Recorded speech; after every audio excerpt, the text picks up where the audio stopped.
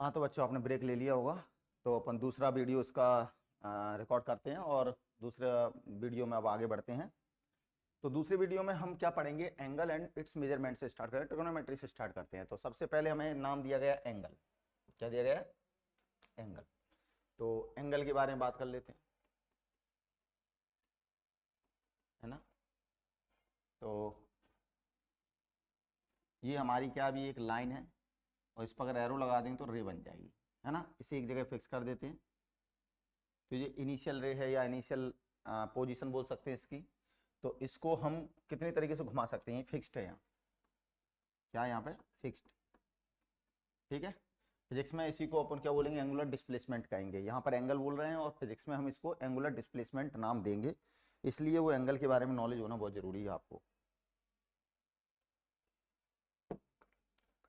अब इसे अगर हम रोटेट करें तो रोटेट कैसे कर सकते हैं, या तो उसे क्लॉकवाइज रोटेट कर दोगे, क्लॉकवाइज, या इसको कैसे रोटेट कर दोगे, सॉरी गलत लिख गया, ऊपर एंटी क्लॉकवाइज हो जाएगा, नीचे क्लॉकवाइज। या तो इसे एंटी क्लॉकवाइज रोटेट कर देंगे या इसे क्लॉकवाइज रोटेट कर देंगे। अगर इसे एंटी क्लॉकवाइज रोटेट कर रहे हो, टेकन पॉजिटिव, उसे हम पॉजिटिव एंगल की तरह ट्रीट करेंगे। और क्लॉकवाइज, है ना, टेकन निगेटिव। यानी कहने का मतलब ये है कि ये मान लो रोटेट होके, ये मान लो रोटेट होके यहाँ आ गया, ठीक है। तो ये हमें कैसे लेना है, पॉजिटिव। और रोटेट होके मान लो यहाँ आ गया, तो हमें ये कैसा लेना है, निगेटिव। कैसा लेना है, निगेटिव, ठीक है बेटा। तो पॉजिटिव निगेटिव तो साइन हो गया, ठीक है। तो इस थीटा, थीटा से हम एंगल को रिप्रेजेंट करते हैं। एंगल को रिप्रेजेंट करने का एक सिंबल है थीटा, ग्रीक लेटर है। कोई कोई अल्फा से भी करेगा, बीटा, कुछ भी हो सकता है ना। तो हम अभी क्या ले रहे हैं, थीटा से रिप्रेजेंट कर रहे हैं। किससे रिप्रेजेंट कर रहे हैं, थीटा से। तो एंगल रिप्रेजेंटेड बाय थीटा। चलो, पॉजिटिव नेगेटिव समझ में आ गया सर। अभी क्या समझना है, अब जैसे मैं आपसे कहूं ये एक रे, ये दूसरी रे, बताओ एंगल कौन सा है इन दोनों के बीच में, है ना। तो कोई कहेगा ये एंगल है, तो ये रॉन्ग है। आपको पता है कि एंगल बढ़ाने के लिए वो रोटेट होकर अपनी पोजीशन पे जाना चाहिए। तो इसको अगर रोटेट करना है तो इसको थोड़ा सा आगे बढ़ाएंगे इस तरीके से, तो ये रोटेट होकर अपनी पोजीशन पे जाएगा। तो ये जो एंगल है ये करेक्ट है, ये रॉन्ग है, ठीक है ना। तो एंगल हमेशा ध्यान रखना किस तरीके से बताना है, इस बात का ध्यान रखना है। अब जैसे मान लो ऐसा डायग्राम होता, तो बताओ कौन सा एंगल इन दोनों के बीच में, यही एंगल है, ठीक है। अगर मान लो इनको आगे भी आप क्या कर दोगे, एक्सटेंड कर दोगे इस तरीके से, तो वर्टेक्स अपोजिट एंगल सेम होते हैं। तो ये एंगल थीटा, इन दोनों के बीच का एंगल थीटा। तो थीटा देखना आपको आ गया है। इसमें बहुत घूमोगे आप, है ना। ऑप्टिक्स जब पढ़ोगे, रे ऑप्टिक्स, तो उसमें हम क्या करते हैं, ज्योमेट्रिकल ऑप्टिक्स बोलते हैं उसको। तो उसमें हम ज्योमेट्री बनाते हैं, तब आपको ये एंगल वेंगल पता होना चाहिए। अब दूसरी हेडिंग है इट्स मेजरमेंट। तो एंगल मेजरमेंट, तो हमारे फिजिक्स में हम दो तरीके से मेजरमेंट को बस याद रखेंगे, degree system, degree system, degree system, और दूसरा है radian system, radian system, degree system और रेडियन सिस्टम, ठीक है ना। डिग्री सिस्टम में हम कैसे लिखेंगे, डिग्री सिस्टम में हम कैसे लिखेंगे बेटा, इसका डिग्री का कोई फॉर्मूला नहीं है, है ना। एक्चुअली में आप ये सोचोगे डिग्री सिस्टम के लिए कोई फॉर्मूला बनाया गया, नहीं। उन्होंने क्या किया था, डिग्री सिस्टम के लिए जो राइट एंगल था, राइट एंगल था, उसके कितने पार्ट किए, 90 पार्ट किए। और जो एक पार्ट था उसको 1 डिग्री बोला। इसके इक्वल 19 पार्ट किए। 90 पार्ट जब इसके करोगे, ठीक है ना, इसके 90 इक्वल पार्ट करोगे, तो जो एक पार्ट बचेगा वो 1 डिग्री कहलाएगा, ठीक है ना। तो डिग्री का ऐसा कुछ ज्यादा रिलेशन है नहीं है, तो डिग्री के लिए दिमाग ना लगाएं, ठीक है। रेडियन में है, रेडियन का डेफिनेशन है, रेडियन सिस्टम ही हमें मानना है। और पूरी फिजिक्स में रेडियन सिस्टम ही लेना है, क्योंकि डिग्री दिया होगा तो भी हमें किस में लाना, रेडियन में लाना है। क्योंकि जितने भी फिजिकल क्वांटिटी, जैसे आप एंगुलर मोमेंटम वगैरह पढ़ोगे, या कहीं भी आप क्या पढ़ोगे, चीजों को रोटेट करोगे, तो वो एंगल वगैरह जहां भी आएगा तो हमें वो रेडियन में लेना है, डिग्री के अलावा, है ना। तो रेडियन क्या कहलाता है, रेडियन सिस्टम को जरा समझने की कोशिश करते हैं, रेडियन सिस्टम को। तो रेडियन सिस्टम कहता है कि, क्या कहता है कि आपने इस रेडियस आर के इक्वल आर्क रोटेट करो किसी भी डायरेक्शन में, तो ये जो लेंथ ऑफ आर्क है ये भी आर है। अगर इतना रोटेट करने पर ये जितना एंगल यहाँ बनाएगा उसे हम 1 रेडियन कहेंगे। क्या कहेंगे? 1 रेडियन। ठीक है ना। तो रेडियन का डेफिनेशन क्या है? रेडियस के इक्वल लेंथ का जब आर्क रोटेट करेंगे तो वर्टेक्स पर जो एंगल बनेगा या सेंटर पे जो एंगल बनेगा, दिस इज कॉल्ड 1 रेडियन। और डिग्री सिस्टम क्या था बेटा? डिग्री में क्या था? डिग्री को मैंने आपने बताया था कि इसके क्या करोगे आप? क्या करोगे बेटा? इक्वल 90 पार्ट्स, इस तरीके से, इस तरीके से, इस तरीके से। तो ये कौन सा पार्ट है? फर्स्ट, ये सेकंड, और ये वाला, ये 19th पार्ट। तो इक्वल है, तो दिस इज कॉल्ड 1 डिग्री। इसको 1 डिग्री कहा गया। आ गया समझ? जैसे यहाँ पे रेडियन क्या क्या मतलब 1 रेडियन किसको बोला गया? रेडियस मान लो आपने 5 मीटर लिए, तो 5 मीटर लेंथ का ही हमने आर्क रोटेट किया, तो उसको जब वो एंगल जो बनेगा वो 1 रेडियन कहलाएगा। तो रेडियन सिस्टम में एंगल का जो फॉर्मूला है, angle equal to length of arc, length of arc upon radius. ठीक है ना। रेडियस क्यों बोल रहे हैं? क्योंकि हमेशा सर्कल घूमेगा, और सर्कल घूमेगा तो ये रेडियस का काम करेगी, ये वाली लाइन।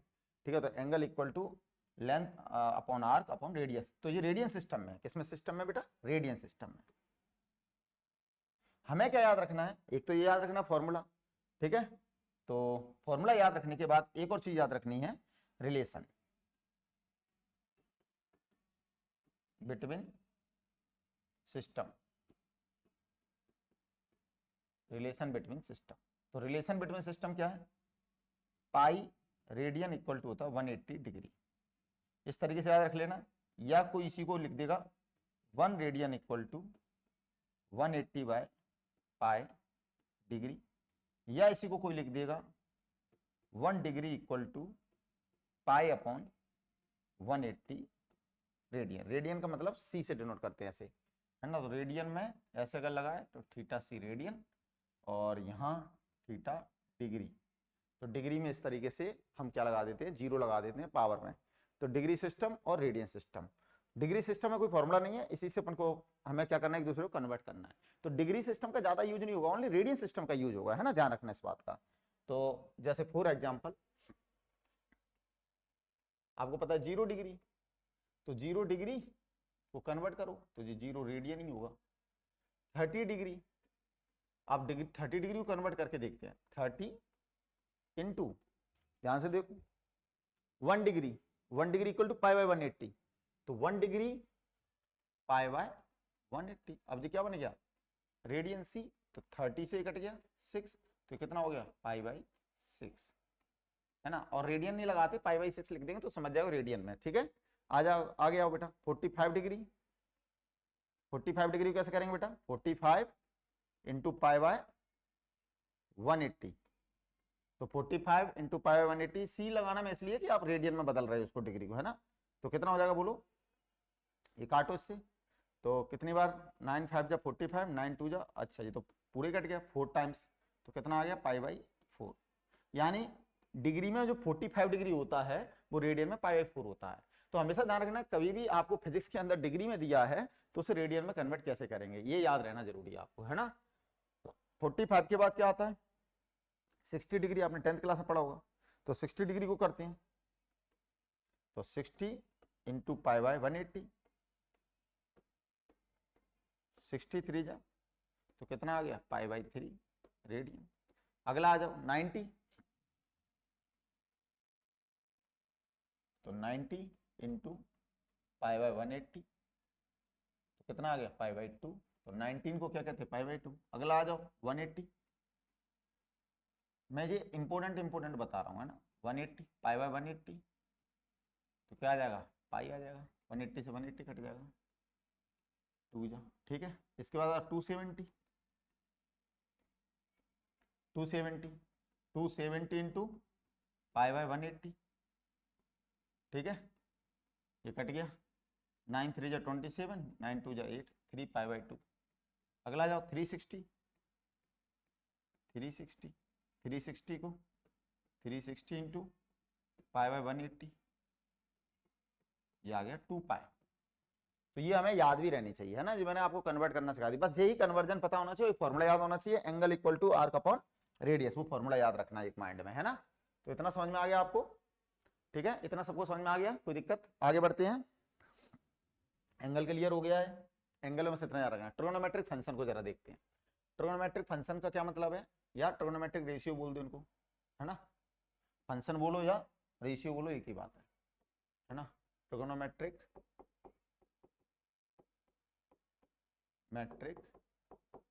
रेशियो बोल दो, है ना, ट्रिग्नोमेट्रिक रेशियो या फंक्शन एक ही बात है ना, एक ही बात है।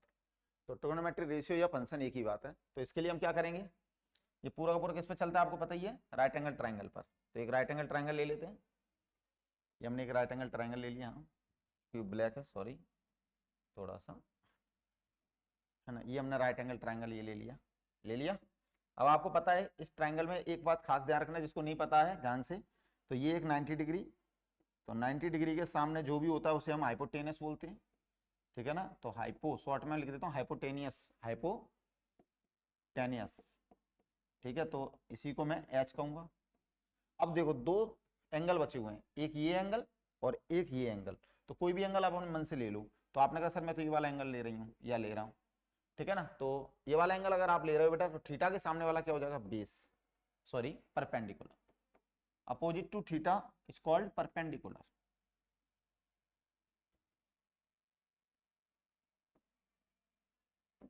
है ना, क्या हो जाएगा, परपेंडिकुलर।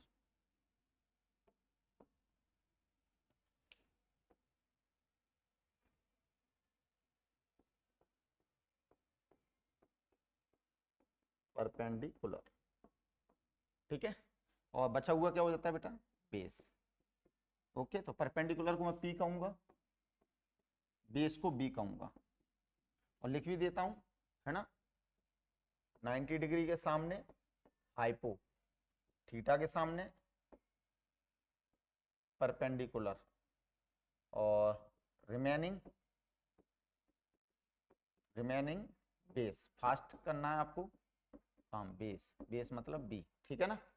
तो ये याद रख लेना, कभी भी आपको भूल जाओ, जैसे फॉर एग्जांपल मान लो किसी ने ऐसा बना दिया, ऐसा दे दिया, और ऐसा बनेगा ही बनेगा वो तो फिजिक्स में।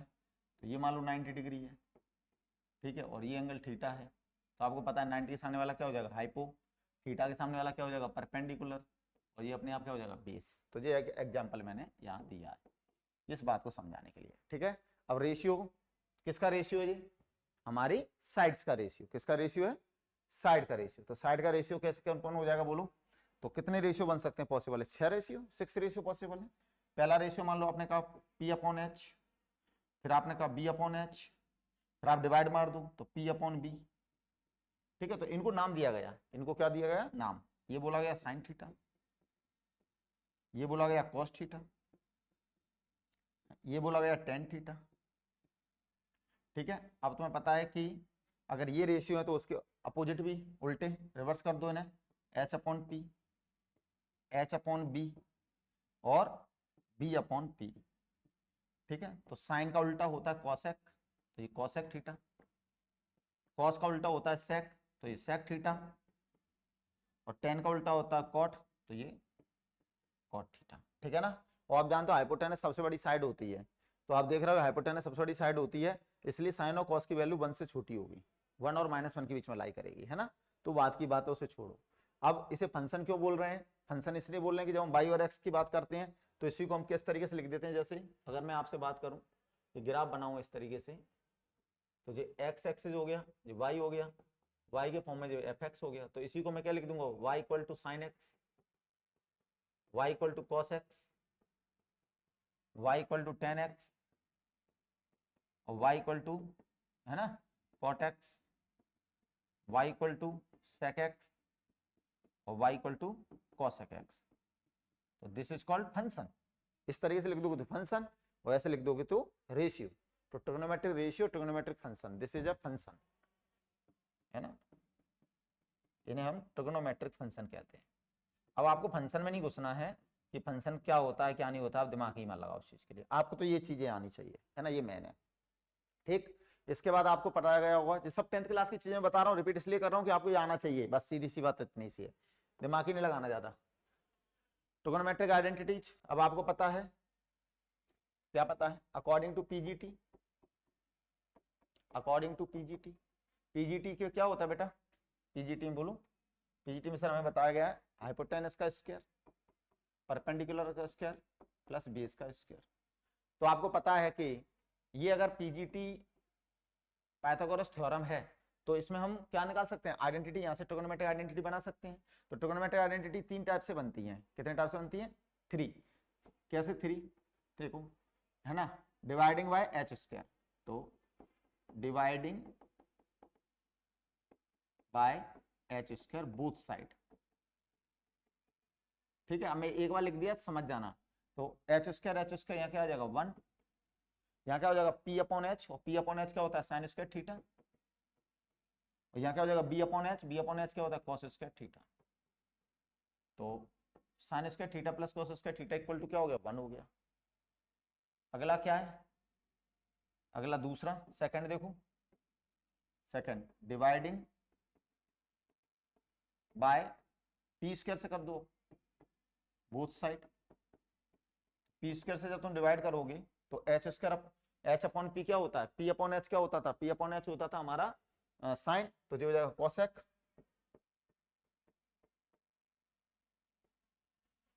पी से पी कट गया तो 1, और बी अपॉन पी, है ना, पी अपॉन बी क्या होता है 10, तो बी अपॉन पी क्या हो जाएगा कॉट, तो ये कॉट स्क्वायर थीटा। तो यहां से आप देख पाए cosec square theta equal to 1 plus cot square theta, तो इसे इस तरीके से लिख लेंगे तो कैसे आएगा, cosec square theta minus cot square theta equal to 1। तो कभी कभी यूज होते हैं, है ना, ये ज्यादा नहीं होगा ये ज्यादा होगा, ठीक है, मैथ तो अपन पढ़ ही नहीं रहे, फिजिक्स के अंदर कितना लगेगा, बस ये नॉलेज आपको होनी चाहिए, बस मैं तो ये मान रहा हूँ, ज्यादा दिमाग ही मत लगाओ। Dividing by B square both side, अगर बी स्क्वायर से डिवाइड करोगे बोथ साइड तो क्या हो जाएगा एच अपॉन बी सेक हो जाएगा, पीछे जाके देखना, और पी अपॉन बी 10 हो जाएगा, ठीक है, ये हो जाएगा। तो ये आंसर क्या आ गया हमारा, sec square theta minus 10 square theta equal to 1। अभी आपको मैथ नहीं सीखना है, बस फिजिक्स के अंदर कितना मैथ लगेगा उतना सीखना है, ठीक है। तो ये इन्हीं को बोलते हैं ट्रिग्नोमेट्रिक आइडेंटिटीज, तो ये ट्रिग्नोमेट्रिक आइडेंटिटीज आपको पता होना चाहिए, ठीक है, ये आपके काम आएगी।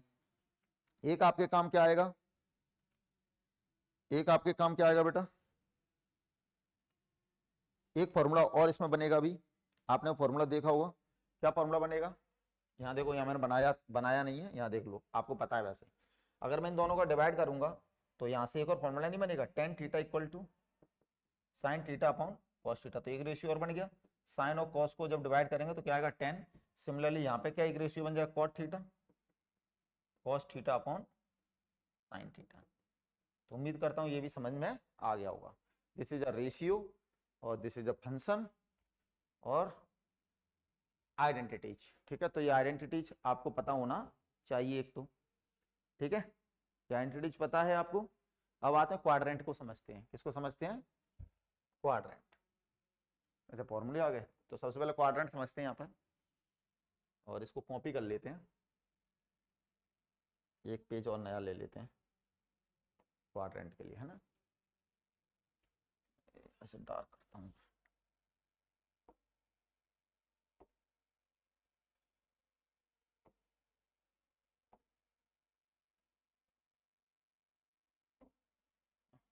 चलो आ जाओ क्वाड्रेंट,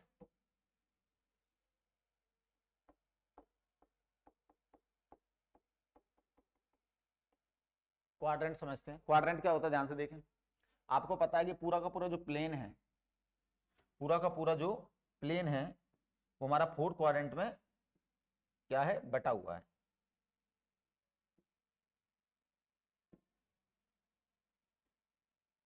ठीक, पूरा का पूरा प्लेन है वो हमारा 4 क्वाड्रेंट में बटा हुआ है।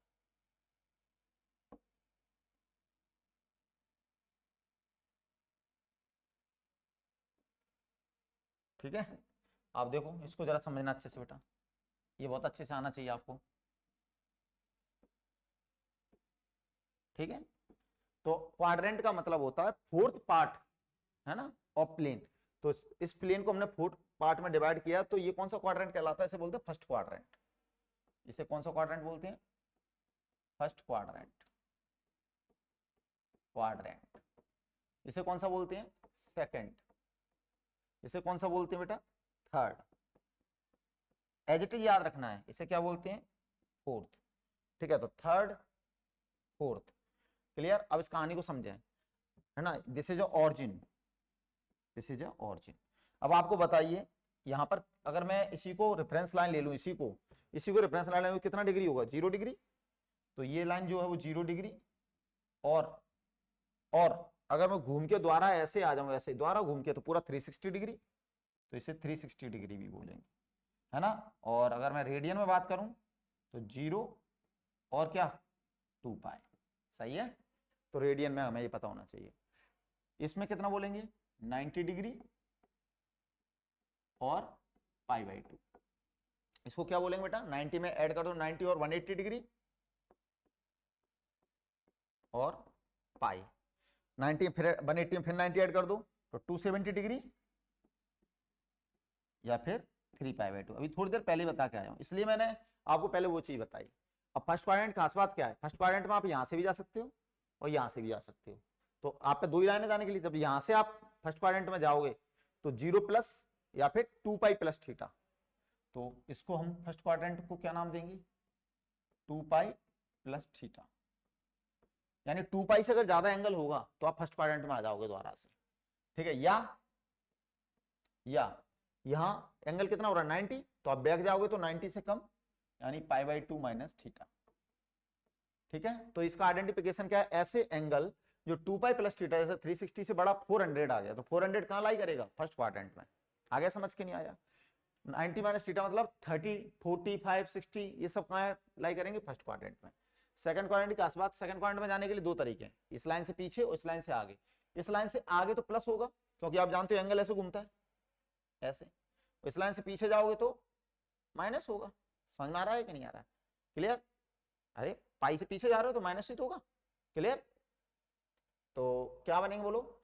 π/2 प्लस थीटा, या बोलो 1 पाई माइनस थीटा। यानी 180 डिग्री से कम वाले इसमें जाएंगे और 90 से ज्यादा वाले भी इसी में जाएंगे। थर्ड की क्या खास बात होगी? थर्ड की 180 से आगे आओगे, 270 से पीछे जाओगे, तो क्या लिखोगे बोलो थर्ड के लिए? सब थर्ड के लिए लिखेंगे पाई प्लस थीटा या फिर 3π/2 माइनस थीटा। बिल्कुल सही। फोर्थ के लिए क्या लिखोगे बेटा? इससे पीछे आओगे, इससे आगे आओगे, तो क्या लिखोगे फोर्थ के लिए? सर 3π/2 प्लस थीटा, या फिर इसी में हम बोल सकते हैं 2π माइनस थीटा। 2π से कम एंगल इसमें आएगा। तो उम्मीद करता हूं कि आपको फर्स्ट सेकंड थर्ड पूरा क्वाड्रेंट समझ में आया होगा। अब इस क्वाड्रेंट में साइन होते हैं, उनको ध्यान रखते हैं। क्या साइन होता है? तो फर्स्ट क्वाड्रेंट में ऑल पॉजिटिव होते हैं। जितने भी ट्रिग्नोमेट्रिक रेशियो आपने पढ़े, ट्रिग्नोमेट्रिक फंक्शन आपने देखे 6 के 6, वो सभी इसमें पॉजिटिव होते हैं। ठीक है ना? अभी आपको ये नहीं जानना कि पॉजिटिव क्यों हुआ इसमें, उसमें नेगेटिव क्यों हुआ, सीधा याद करना है। जानने की कोशिश आपको इसलिए नहीं करनी क्योंकि आप मैथ नहीं पढ़ रहे हो। अगर मैथ पढ़ रहे होते तो ये जानते आप 100%, और जानना भी चाहिए था उस समय। ठीक है, तो फिर तो हम इसको पहले ड्राइव करते, फिर इन बातों को लिखते। पहले मैं आपको पूरा एक्सप्लेन करता, देखो ये पॉजिटिव होगा, देखो ये नेगेटिव होगा, तो हम यहाँ लिखते। लेकिन अभी आज क्या करना है? ओनली याद, लर्न करना है। बताओ इसमें ऑल पॉजिटिव, ऑल पॉजिटिव। ठीक है, तो इसे ए से रिप्रेजेंट कर देते हैं, ऑल, ए मतलब ऑल। ठीक है, इसमें साइन पॉजिटिव, साइन पॉजिटिव। अब साइन पॉजिटिव है तो कोसेक ऑटोमेटिकली पॉजिटिव होगा, तो वो याद मत करो, उल्टा तो अपने आप ही पॉजिटिव होता है। तो इसे हम इसको सिंपल एस कह देते हैं, एस, साइन पॉजिटिव। ठीक है ना? इसमें टेन पॉजिटिव, टेन पॉजिटिव। ठीक है, टेन पॉजिटिव होगा तो कॉट भी पॉजिटिव होगा, इस बात का ध्यान रखना। बट मैं इसको क्या बोलूंगा? T, ten. ठीक है, टेन का उल्टा कॉट। ठीक है, यहां कॉस पॉजिटिव, कॉस पॉजिटिव। ठीक है, कॉस पॉजिटिव, क्लियर, या फिर सेक पॉजिटिव, सेक पॉजिटिव, इस तरीके से याद करना है। और इसको बोलूंगा सी, तो क्या बन गया, ए एस टी सी, ए मतलब ऑल, एस मतलब साइन, टी मतलब टेन, सी मतलब कॉस, ठीक है। ए मतलब फर्स्ट क्वाड्रेंट, एस मतलब सेकंड क्वाड्रेंट, टी मतलब थर्ड क्वाड्रेंट, ये मतलब फोर्थ क्वाड्रेंट, ठीक है ना। इस तरीके से क्वाड्रेंट के साइन याद करना है आपको, ठीक है, साइन याद हो गए। अब चेंज याद करना है। चेंज कैसे, अगर आप हॉरिजॉन्टल लाइन से जा रहे हो तो no change, if we are move from horizontal line, horizontal line, line, तो trigonometric ratio do not change, do not change, ठीक है। Second, if we are move from vertical line, vertical line मतलब 90 और 270, 90 और 270 line, vertical line, so PR does change या will be change, ठीक है ना। तो चेंज करेंगे कैसे, साइन चेंज होगा कॉस में और कॉस चेंज होगा साइन में, टेन चेंज होगा कॉट में और कॉट चेंज होगा टेन में। ये दोनों एरो का क्या मतलब है, उल्टा भी सही है ना, 22 वर्षा। और सेक होगा कोसेक में और कोसेक होगा सेक में। अभी आपको समझ में नहीं आ रहा हो क्या पढ़ा दिया है, ठीक है ना। तो इसका रूल क्या रहेगा, ठीक है, इसका रूल क्या रहेगा, है ना, इसका रूल है ना, रूल क्या है, पहले आप देखोगे क्वाड्रेंट, क्वाड्रेंट के बाद देखोगे साइन और फिर देखोगे चेंज, है ना, ये रूल फॉलो करना है। अब सर ये सीखा क्यों है, ये इसलिए सीखा है कि आपको पता है, आपको क्या पता है, सर मुझे ये पता है, देखो, है ना, ये रूल है, इसको फॉलो करना है, ये रूल है ना।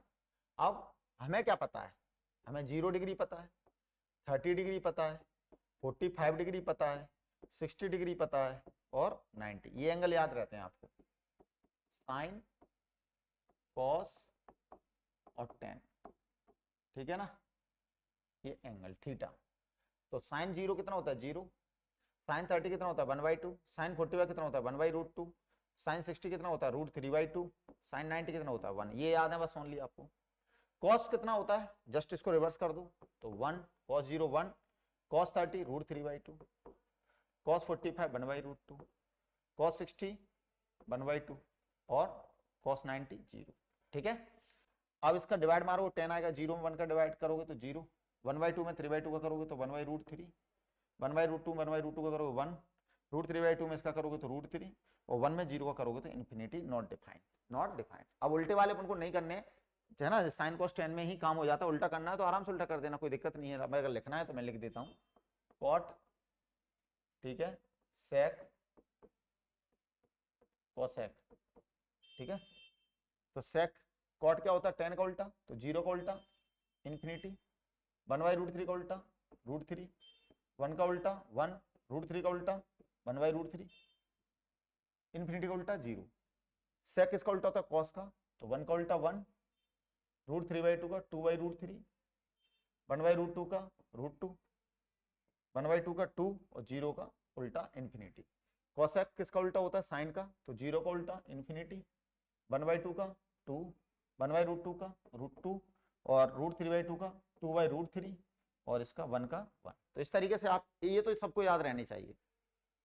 लेकिन क्या होता है कभी कभी हमें बड़े एंगल निकालने की बात आ जाती है। बड़ा एंगल जैसे मैं अगर आपसे बात करूं, बड़ा एंगल कैसे निकालेंगे हम, बड़ा एंगल निकालने की बात आती है तो मैं एक क्वेश्चन ले लेता हूं बड़े एंगल के लिए आपके लिए, जिससे कि आप उसको समझ पाओ मेरी फीलिंग में क्या कहना चाह रहा हूं, है ना। जैसे मैंने कहा आपसे साइन 7 या कॉस 180 निकालो, चलो ये सबको नहीं पता रहता तो मैं इसको देखता हूँ, कॉस 180 निकालो। अब आप बताइए, याद भी रखना है 180, बहुत बार आएगा जी आपकी जिंदगी में, cos 180 निकालो, एक एग्जांपल हमने ही ले लिया, cos 180 निकालो। तो cos 180 कैसे निकालोगे बताओ? सर याद ही नहीं है, इतने याद है तो अब क्या करोगे, उसको कन्वर्ट करोगे क्वाड्रेंट के फॉर्म में, ठीक है? या तो इसे 180 के फॉर्म में कन्वर्ट करो, या इसे किसके फॉर्म में कन्वर्ट करो, 90 के फॉर्म में कन्वर्ट करो, या इसे 270 या 360 जैसा अच्छा लगे। तो आप 180 को कैसे लिख सकते हो, cos 90 प्लस 90, ऐसे तो लिखोगे, लिख सकते हो ना cos 90 प्लस 90 180 के लिए, है ना? बिल्कुल सही सर। अब बताइए ये क्या है, कंपेयर कीजिए। सर ये कंपेरेबल है cos 90 प्लस थीटा से, है क्या नहीं? cos 90 plus theta. अब देखो रूल को देखो, पहले क्वाड्रेंट, फिर साइन, और फिर चेंज होगा कि नहीं होगा। तो आप देखो जरा कैसे देखेंगे, क्वाड्रेंट यहां से पता लगेगा, ये क्वाड्रेंट को बताएगा, क्वाड्रेंट ये साइन डिसाइड करेगा, साइन डिसाइड करेगा, ठीक है? और ये जो है ये चेंज डिसाइड करेगा, चेंज डिसाइड करेगा, है ना?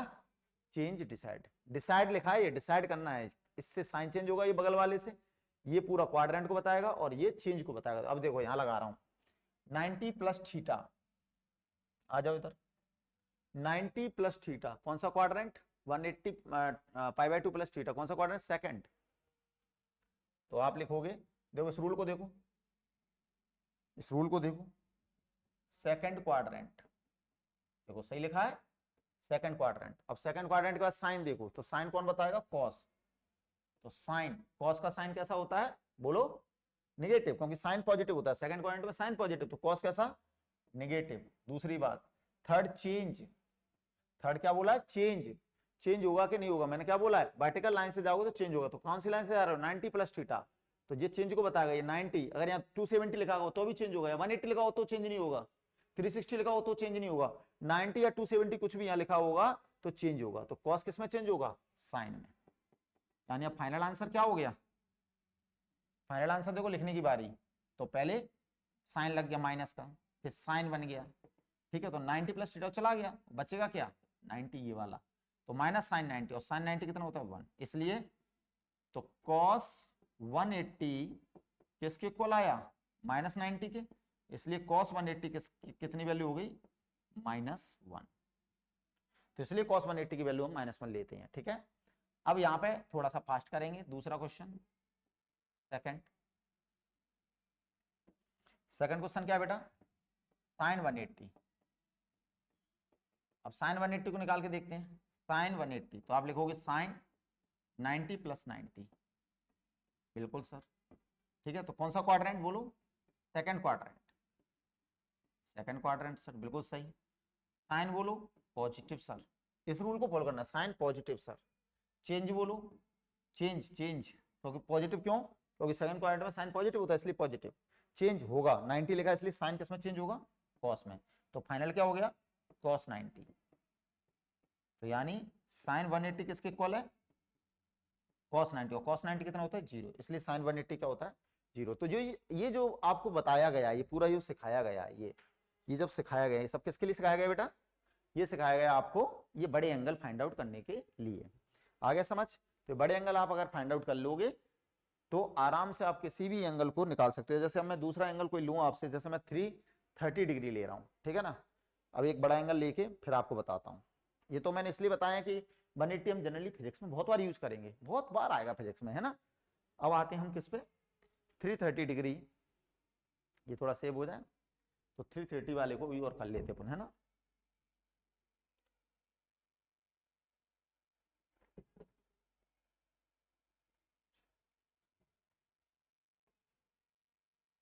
देखो यही ले लूं, अगला एग्जांपल, थर्ड एग्जांपल, ठीक है? कितना 330 मान लो, कोई भी ले लो जो तुम्हें मर्जी है, कॉट 330 बोल दिया किसी ने, मान लो कॉट 330 डिग्री, ठीक है? अब क्या करोगे, इसको पहले कन्वर्ट करो। तो किसी ने कहा सर मैं तो इसे 360 में कन्वर्ट करूंगा मैंने, ठीक है? तो 360 में से कितना सब्ट्रैक्ट करें कि 330 आ जाए, 30 डिग्री, सही है? अभी क्या बन गया बताओ, इसी को कोई बच्चा कैसे लिख सकता था, कॉट 2 पाई माइनस, और 30 को क्या लिख सकते थे बोलो, पाई बाई 6, ऐसे भी लिख सकता था कोई। तो ये भी आइडिया होना चाहिए आपको। देखो डिग्री को रेडियन में लिख दिया, बस कुछ नहीं है, ठीक है ना। तो ऐसे भी एक ही बात है और ऐसे भी एक ही बात है। तो 360 माइनस थीटा कौन सा क्वाड्रेंट होगा? Fourth quadrant. 360 माइनस थीटा, ये आपको याद रखोगे तभी काम बन पाएगा। 360 माइनस थीटा, ये देखो 360 माइनस थीटा कौन सा क्वाड्रेंट? फोर्थ। फोर्थ में कॉस पॉजिटिव। अब ध्यान से देखो, अब अपना रूल याद करो, क्वाड्रेंट फोर्थ, अगला क्वाड्रेंट पता लग गया, चेंज सॉरी साइन, तो फोर्थ में कॉस पॉजिटिव होता है, इसका मतलब कॉट नेगेटिव होगा, तो साइन आएगा नेगेटिव। ये सब मन में होना है, लिखना कुछ नहीं है, मन में चलेगा, फास्ट चलेगा वो भी, है ना। चेंज होगा क्या? 2 पाई, नो चेंज, क्योंकि मैंने बोला है पाई बाई 2 हो या पाई 3 पाई बाई 2 हो तो चेंज होगा, तो 2 pi, no change, no change, no change, ठीक है। तो नो चेंज है तो क्या आंसर आएगा इसका? कॉट पाई बाई 6, है ना। और कॉट पाई बाई 6 अभी आपको याद है, पाई बाई 6 60 और कॉट में 1/√3, यानी आंसर कितना हो जाएगा?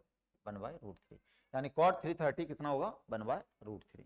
तो आप इसको प्रैक्टिस कर लेना और मैं होमवर्क दे देता हूँ यहाँ, तो इनकी प्रैक्टिस जरूर कर लेना, आपके टीचर ने पढ़ाया होगा आपको, तो इसकी प्रैक्टिस के लिए मैं होमवर्क दे देता हूँ। साइन 780 डिग्री, दूसरा tan 765 degree, third cot 405 degree, fourth cos 390 degree. अब मैं एक 780 वाला और करा देता हूं, ठीक है ना, ये इसी के साथ है ना। एक मैं 780 वाला करा देता हूं, क्योंकि ये हो सकता है कि ये आपको ना आए बिना उसके, एक बार मैं बता देता हूं आपको, यहाँ पे जगह है नहीं है, तो साइन 780, साइन 780 डिग्री ये फाइंड करना है। तो सबसे पहले इसको क्या करेंगे, आप डिसाइड कर लो किस में कन्वर्ट करना है, 360 या 90 या 180, जो आपको अच्छा लगे उसमें कर लो। तो 360 में करना ज्यादा सही रहेगा, कम घूमना पड़ेगा आपको। तो 360 में अगर मैं कितने का मल्टीप्लाई करूं? 2 का, ठीक है, तो कितना हो जाएगा बोलो? 360 2 बार रोटेट होना पड़ेगा, तब आप क्या हो जाओगे? क्लोज पहुंचना है इसके, 720 हो गया ये, यानी ये एक्चुअली में ये कितना हो गया? 720 डिग्री, ठीक है। अब इसमें कितना ऐड करें? 60, तो मैंने कन्वर्ट कर लिया, है ना, 720 + 60। तो इस तरीके से कन्वर्ट करना है। अगर मान लो एक रोटेशन में कवर नहीं हो रहा है तो रोटेशन बढ़ा देंगे। अभी तक हमने जो क्वेश्चन किए थे, ये पीछे 3 क्वेश्चन किए थे, ये पीछे जो 3 क्वेश्चन किए थे अपन ने, ये क्या हो गया? एक पेज एक्स्ट्रा आ गया। जो पीछे जो क्वेश्चन किया था अपन ने, ये वाला, है ना, ये, तो ये सम एक ही रोटेशन में कंप्लीट हो रहे थे, एक ही रोटेशन, ज्यादा रोटेशन नहीं लगाना पड़ रहा था, इसलिए मैंने क्वेश्चन कराया कि एक से ज्यादा रोटेशन होंगे तो फिर क्या करोगे। तो 780 के कवर करने के लिए, क्लोज पहुंचने के लिए आपको 2 रोटेशन करने पड़ेंगे 360 के, ठीक है ना। तो 360 का आपने 2 रोटेशन कर लिए, तो 720 में +60 का 2, 780 पहुंच जाओगे, ठीक है।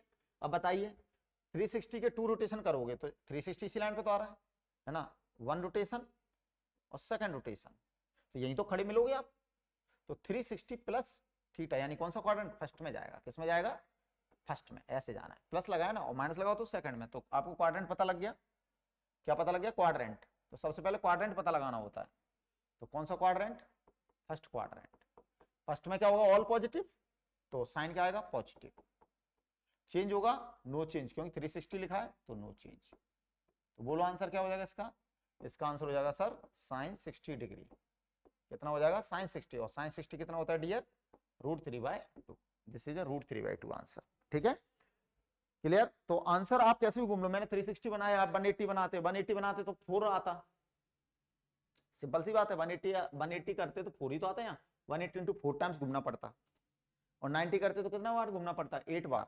तो बात एक ही है, आंसर एक ही आना है, टेंशन नहीं लेना, है ना। यहाँ तक कोई दिक्कत परेशानी किसी को? बिल्कुल परेशानी दिक्कत नहीं होनी चाहिए, यही आंसर आएगा बार बार। तो इस मैंने वो भी बता दिया कि अगर ज्यादा घूमना होगा तो किस तरीके से करेंगे, ठीक है। तो क्वाड्रेंट का मतलब समझ में आ गया आपको, तो क्वाड्रेंट क्यों पढ़ा ये भी समझ में आ गया, क्लियर। अब हम चलते हैं कुछ और फॉर्मूलों के पास, जैसे कि हेडिंग लगी हुई है एडिशन सब्ट्रैक्शन फॉर्मूले। एडिशन सब्ट्रैक्शन फॉर्मूले कौन से हैं? साइन, ये बहुत लगते हैं, ध्यान रखना, sine A + B। Sine A + B का फॉर्मूला है sine A cos B plus, plus है तो plus cos A sine B. ये फॉर्मूला आपको अच्छे से याद होना चाहिए। सेकंड फॉर्मूला क्या है? साइन ए माइनस बी, साइन ए माइनस बी। ए माइनस बी में कुछ नहीं करना, प्लस की जगह माइनस आ जाएगा, तो sign A cos B minus cos A sine B. अच्छे से याद कर लेना, बहुत इंपॉर्टेंट है, यूज होते हैं। Third cos, cos A plus B, तो cos A cos B minus sign A sine B. ये होते हैं 11th क्लास की ट्रिग्नोमेट्री में है, तो तुम बायो वाले हो तो तुमने ये पढ़ा नहीं होगा, इसलिए आपको बता, प्लस में या माइनस आएगा, ये बात ध्यान रखना। Fourth cos A minus B, cos A cos B plus sign A sine B, और माइनस में क्या आएगा? प्लस आएगा। तो कितने फॉर्मूले बन गए? 1 2 3 एंड 4, है ना। कभी कभी tan का यूज हो जाता है, बट जनरली साइन और कॉस यूज होंगे फिजिक्स में। tan बहुत कम होगा, लेकिन मैं लिख देता हूं। तो अभी अब मैं दोनों को कंबाइन लिख रहा हूं, a प्लस माइनस बी, तो tan a plus minus tan b upon 1 minus plus tan a into tan b। अब इसको मतलब समझ रहे हो, दो फॉर्मूले इकट्ठे लिखे हुए यहाँ, प्लस है तो ऊपर प्लस आएगा, नीचे माइनस आएगा, माइनस है तो ऊपर माइनस आएगा, नीचे प्लस आएगा, इसका मतलब ये है। तो ये आप छोड़ सकते हो, बट ये याद रख के चलना है आपको, ये लगी जाते हैं आपके लिए, है ना। अब और इंपोर्टेंट फॉर्मूले कौन से लगते हैं? जैसे यहाँ बहुत फॉर्मूले बन जाते हैं, आप मान लो फर्स्ट और सेकंड को ऐड कर दो, फर्स्ट और सेकंड को ऐड करोगे तो देखो ये सब ये कट जाएगा, और 2 साइन ए कॉस बी हो जाएगा, और ये ऐड हो जाएंगे। तो एक फॉर्मूला क्या बनेगा, है ना, फर्स्ट और सेकंड को ऐड करके, first plus second, first plus second को जैसे ही ऐड करोगे तो एक फॉर्मूला ड्राइव होगा। फॉर्मूला का नाम क्या है? 2 sign A cos B, 2 sign A cos B, और वो किसके इक्वल होगा? साइन ए प्लस बी, साइन ए प्लस बी और प्लस साइन ए माइनस बी। ऐड ही तो किया है। अब आपने किसको क्या कर दिया? सब्ट्रैक्ट कर दिया। मान लो फर्स्ट में से सेकंड सब्ट्रैक्ट कर दिया, फर्स्ट में से सेकंड सब्ट्रैक्ट करोगे तो क्या आएगा? फर्स्ट में से सेकंड सब्ट्रैक्ट करोगे तो ये ऐड हो जाएंगे, अब ये वाले और ये उड़ जाएंगे, तो 2 cos A sine B, 2 cos A sine B. ये याद रह जाए तो अच्छी बात है। ये तो मैं बता रहा हूं आपको कि आपको कभी लगेगा, मान लो किसी ने लगा दिया, कठिन क्वेश्चन हो, उसमें लग गया, आईआईटी का क्वेश्चन आप करने बैठे हो, मान लो किसी ने बोला कि आईआईटी के पीवाईक्यू वगैरह कर लो, तो कभी कभी फॉर्मूले यूज हो जाते हैं, डेरिवेशन में हो जाते हैं कभी कभी यूज, है ना। तो इसलिए मैं बता रहा हूँ ओनली, है ना, लंबा नहीं खींच रहा हूँ वीडियो को, जल्दी जल्दी हो जाएंगे। तो साइन ए प्लस बी माइनस साइन ए माइनस बी, है ना, ये हो गया बेटा। अब ऐसे फर्स्ट और सेकंड है, ऐसे थर्ड और फोर्थ के साथ कर सकते हो आप। तो थर्ड प्लस 4 कर देंगे, थर्ड प्लस 4, तो थर्ड को प्लस 4 करेंगे तो अब कौन कट जाएगा? साइन ए इंटू साइन बी, क्योंकि प्लस का ए माइनस का कट जाएंगे, और 2 कॉस ए कॉस बी आ जाएगा। तो 2 कॉस ए कॉस बी, और 2 कॉस ए कॉस बी जब ये ऐड हो जाएंगे तो इधर भी ऐड हो जाएंगे, तो cos A plus B, cos A plus B plus cos A minus B, cos A minus B. अब क्या करें? थर्ड माइनस 4 कर दो, या 4 माइनस थर्ड कर दो, 4 माइनस थर्ड, तो 4 माइनस थर्ड करोगे तो ये माइनस वाला प्लस हो जाएगा और ये कट जाएगा, ठीक है ना। तो 2 साइन ए साइन बी, तो 4 माइनस थर्ड किया आपकी बार मैंने, ठीक है ना। तो 2 साइन ए साइन बी, 2 साइन ए साइन बी, और 2 साइन ए साइन बी किसके इक्वल हो जाएगा? Cos A minus B, cos A minus B पहले आएगा, minus cos A plus B, A plus B, ठीक है, ये आ गया। क्लियर? अब इन्हीं से और फॉर्मूले बन सकते हैं। ऐसे अब ये मान लो ये क्या है? ये क्या बन गया? ये 5 बन गया, ये 6 बन गया, ये 7 बन गया, और ये 8 बन गया, ठीक है। इस तरीके से मैंने बना दिया, ये मैंने 8 बना दिया, ठीक है। मैंने ज्यादा उधर चला गया हूं, ठीक है, ये मैंने 8 बना दिया। क्लियर? अब आ जाओ, ये बनाने के बाद क्या होगा? अब किसी बंदे ने सोचा कि a प्लस बी को, एंगल जो a प्लस बी है, लेट ये a एंगल है, b भी एंगल है, अगर दो एंगल ऐड होंगे तो एक नया एंगल बनाएंगे, लेट सी। ऐसे ही अगर दो एंगल सब्ट्रैक्ट होंगे तो एक नया एंगल बनेगा d। तो अगर ऐसा बन जाएगा तो आप जानते हो यहाँ से एलिमिनेशन मेथड लगा के अगर मैं वैल्यू निकालूं, है ना, आफ्टर सॉल्विंग तो जो वैल्यू आएंगी किसकी, ए की आएगी C plus D by two and B की आएगी C minus D by to.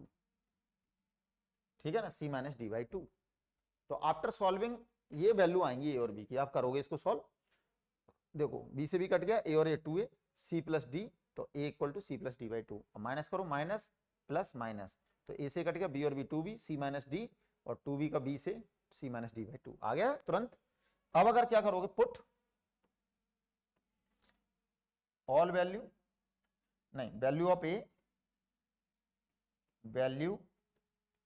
A and B put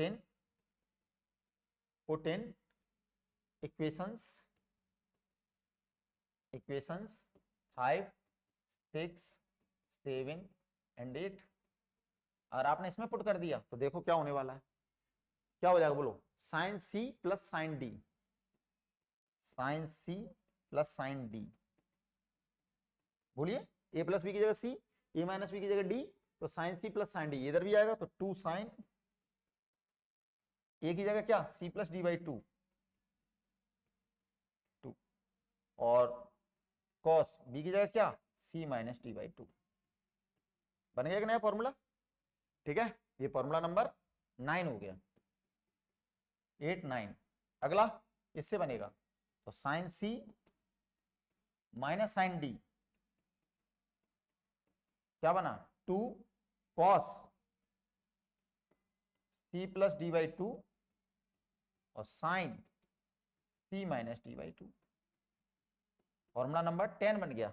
अगला किससे बनेगा, इस वाले से, cos c plus cos d, cos c plus cos d करोगे तो क्या बनेगा, 2 cos c plus D by two और cos c minus D by two, formula number 11। ठीक है, आप याद भले मत करना, बस एक बार मतलब उसको पढ़ लो, है ना, बाई चांस कभी लगते हैं तो आप बोर नहीं हो गए, अरे हाँ वो चीज पढ़ी थी मैंने, वो लग रही है, बस इतना सा ऐसे पढ़ लो बस उसको, cos c minus cos T, cos c minus cos T, है ना, क्योंकि बाय वाला बच्चा जल्दी बोर होता है इसमें मैथ में, 2 साइन, इसलिए फिजिक्स में फेल हो जाता है, और sine C minus T by two. ठीक है, ये 12। तो इस तरीके से ये देखो, ये याद था तो ये बन गया, और ये याद था तो ये बन गया, है ना। अब जरा देखो कुछ इंपोर्टेंट फॉर्मूले और हैं, बस खत्म होने वाला है, जैसे साइन 2a, साइन 2a ये कैसे बना होगा आपको पता है, ए और बी इक्वल कर दिए होंगे तो 2a बन जाएगा, नहीं बन जाएगा, तो यहाँ भी ए आएगा, यहाँ भी आएगा, तो क्या बन जाएगा formula, 2 sign A cos A, ये बहुत लगता है, ध्यान रखना, हाफ एंगल फॉर्मूला बोलते हैं इनको, 2 साइन ए कॉस ए। तो ये हो गया फॉर्मूला नंबर अपना कौन सा, 12 के बाद 13। ठीक है, अब जैसे यहां रख दो a plus A cos 2a, देखो कॉस 2a क्या बनेगा, यहाँ कॉस ए कॉस स्क्वायर है, और साइन ए साइन स्क्वायर है, तो कॉस स्क्वायर ए माइनस साइन स्क्वायर ए बन गया। अब आपने देखा क्या क्या देखा है कि साइन को हम क्या लिख सकते हैं, आपने अभी आइडेंटिटी पढ़ी है, साइन स्क्वायर ए प्लस कॉस स्क्वायर ए 1 होता है, तो एक फॉर्मूला तो ये बन गया हमारा। अब इसकी जगह हम क्या लिख सकते हैं, 1 माइनस कॉस स्क्वायर ए लिख सकते हैं, तो देखो ये माइनस से यहाँ आएगा -1 और प्लस, तो 2 कॉस स्क्वायर ए -1 हो जाएगा, 2 कॉस स्क्वायर ए -1। तो एक फॉर्मूला कॉस 2a का ये भी है। ठीक है, अब यहीं से जरा ध्यान से देखो, ये 1 इधर आ जाएगा, ये 1, तो ये क्या बन जाएगा, 1 plus cos 2a is equal to 2 cos square a, ये सबसे ज्यादा लगता है ना। अगला मान लो आपने कॉस को लिखा है, या सॉरी साइन को लिखा है, यहाँ कॉस को लिख दो, तो 1 माइनस साइन स्क्वायर ए माइनस साइन स्क्वायर ये रहा। तो अब क्या हो जाएगा देखो, माइनस साइन स्क्वायर ऐड हो जाएंगे तो 1 माइनस 2 साइन स्क्वायर। तो यहां से क्या हो जाएगा देखो, ये 2 साइन स्क्वायर इधर भेज दो और cos 2 इधर ले आओ, तो 1 माइनस cos 2 हो जाएगा, 1 माइनस cos 2 तो किसके इक्वल हो जाएगा, 2 साइन स्क्वायर ए के, 2 साइन स्क्वायर ए के। तो आप क्या देख पा रहे हो, ये जरूर याद रख लेना, ये याद रख लोगे तो आपका काम बन जाएगा, है ना। और एक ये याद रख लेना। इतने फॉर्मूले अगर ट्रिग्नोमेट्री के आपको माइंड में चल रहे हैं तो आपका काम निश्चित ही बन जाएगा, ठीक है ना। तो 13 और 14, 13 और 14, ठीक है। ये इसी का पार्ट है, तो इसको अपन अलग नंबर नहीं देंगे क्योंकि इसी का पार्ट है, ऐसे बन के बना है, ठीक है। इतने सारे फॉर्मूले ट्रिग्नोमेट्री के मैंने एक ही बोर्ड पर कर दिए हैं पूरे, है ना। ये फॉर्मूले 11th क्लास के हैं, एक्चुअली में क्लास 11th में ये फॉर्मूले यूज होते हैं, इसके ऊपर बहुत सारे क्वेश्चंस आते हैं। तो फिजिक्स में जहां जहां ये यूज होगा अपने आप आपको दिख जाएगा, चमक जाएगा, है ना। तो जो तो जब यूज हो तब देखना, अभी इसके ऊपर क्वेश्चन करने का कोई मतलब नहीं है ना, क्वेश्चन मत करो उसके ऊपर, क्योंकि हम क्या नहीं पढ़ रहे हैं, हम मैथ नहीं पढ़ रहे हैं, ठीक है ना। ये बहुत इंपॉर्टेंट है, maximum and minimum values of some trigonometric function. तो ध्यान रखना, साइन थीटा लाई बिटवीन -1 से 1, तो ये वैल्यू कौन सी हो गई, मिनिमम।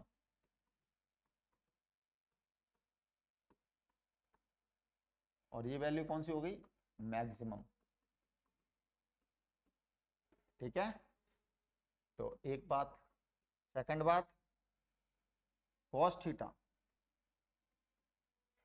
लाई बिटवीन -1 से 1, ठीक है। तो ये क्या होगी, मिनिमम, यानी cos थीटा मिनिमम कहां तक जा सकता है, -1 तक। ये क्या हो गई, मैक्सिमम। साइन और कॉस की याद रहनी चाहिए बस, है ना। एक और है, अगर कहीं ऐसा लिखा है ए साइन थीटा, है ना, प्लस बी कॉस थीटा, इस तरीके से, तो इसकी जो मिनिमम वैल्यू है वो आएगी -a² प्लस b², और मैक्सिमम वैल्यू है वो प्लस में आएगी a² प्लस b², ठीक है ना। Minimum value -a² plus b² और maximum value a² √a² plus b²। तो ये मिनिमम और ये मैक्सिमम, ठीक है। इसका यूज बहुत होगा, तो याद रखना है मिनिमम मैक्सिमम वैल्यू, है ना। ये 3 वैल्यू हमें याद रखनी है, क्लियर है ना। इनको अच्छे से लर्न कर लेना। लर्न करने के बाद ये कुछ क्वेश्चन है, जैसे आपको पता है कि अब हम इसे यूज करें, अगर मैं आपसे कहूँ इसे यूज करो, जो मिनिमम मैक्सिमम सीखा है, तो आप कैसे यूज करोगे मिनिमम मैक्सिमम को बेटा, y = 2 sin x। तो अगर मैं आपसे कहूँ मैक्सिमम बताओ, तो y मैक्स क्या आएगा, 2 पे तो कोई फर्क नहीं पड़ेगा, sin x कौन सा, मैक्स, सही बात, ऐसे तो लिखोगे। तो y max sin x max कितना होता है, 1, इसका आंसर क्या हो जाएगा, 2। मैं कहूँ y मिन बताओ, तो 2 sin x की वैल्यू मिन, sin x की मिन वैल्यू कितनी होगी बेटा, sin x की मिन वैल्यू होगी सर -1, कितना आ गया, -2। यानी कहने का सेंस क्या है कि 2 sin x की मिनिमम वैल्यू -2 और 2 sin x की मैक्सिमम वैल्यू क्या है, +2, ठीक है ना। अब जैसे इसकी निकालनी होगी तो हम कहां से स्टार्ट करें, cos x से। तो सबसे पहले हम cos x लिखेंगे, cos x की वैल्यू कहां से कहां लाई करती है, -1 से 1, हम जानते हैं ये वाली चीज। और आप देख रहे हो माइनस का मल्टीप्लाई कर रहा है, तो माइनस जब भी, ये इन्हें बोलते हैं इनइक्वालिटीज, तो एक इनइक्वालिटी जब भी माइनस का मल्टीप्लाई होगा तो इनइक्वालिटी कन्वर्ट हो जाएगी, सिंपल सी बात है, जो छोटा है वो बड़ा हो जाएगा, बड़ा है वो छोटा हो जाएगा। तो +1 माइनस cos x और ये -1, इनइक्वालिटी चेंज होगी, लेस देन थी वो ग्रेटर हो गई और ग्रेटर थी वो लेस देन होगी, ठीक है। अब इसमें 4 ऐड करेंगे, तो 4 ऐड कर दो, यहाँ भी ऐड होगा, तो सब जगह ऐड होगा, मैथ का रूल है। 4 ऐड किया तो this is a 4 minus cos x यानी बाय, तो ये हो गया 5, ये हो गया 3। ऐसी समझ थोड़ी सी आपके अंदर होनी चाहिए। तो यानी ये होगी मिनिमम, यानी इसको ऐसे भी लिख सकते हैं 3, ठीक है, ऐसे भी लिख सकते हैं। तो ये हो गया मिन और ये हो गया मैक्स, यानी ये वैल्यू इसमें कुछ भी रखोगे आप 3 से 5 के, 3 से 5 के बीच में लाई करेगी। अब ये वाला क्वेश्चन थर्ड, ये सेकंड, थर्ड में क्या होगा, आपको भी फॉर्मूला बताया, तो 3 sin x plus 4 cos x, simple formula बताया था, अंडर रूट माइनस ए स्क्वायर प्लस बी, ए और बी, 9 प्लस 16, यहाँ प्लस में आ जाएगा 9 प्लस 16, तो ये कितना हो जाएगा -5,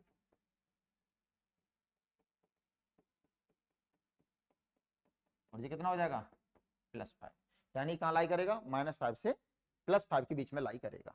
ठीक है ना, उम्मीद करता हूँ समझ में आ गया होगा आपको, क्लियर। तो ये था मैक्सिमम और मिनिमम। तो ट्रिग्नोमेट्री बस इतनी सी याद रहनी चाहिए। और ट्रिग्नोमेट्री में ये क्वेश्चन है, द पोजीशन ऑफ पार्टिकल, अच्छा वो प्लस माइनस कर लो उसको वरना दिक्कत आएगी आपको, यहाँ नहीं यहाँ, अरे कहाँ गया, यहाँ प्लस माइनस कुछ भी हो, है ना, ठीक है।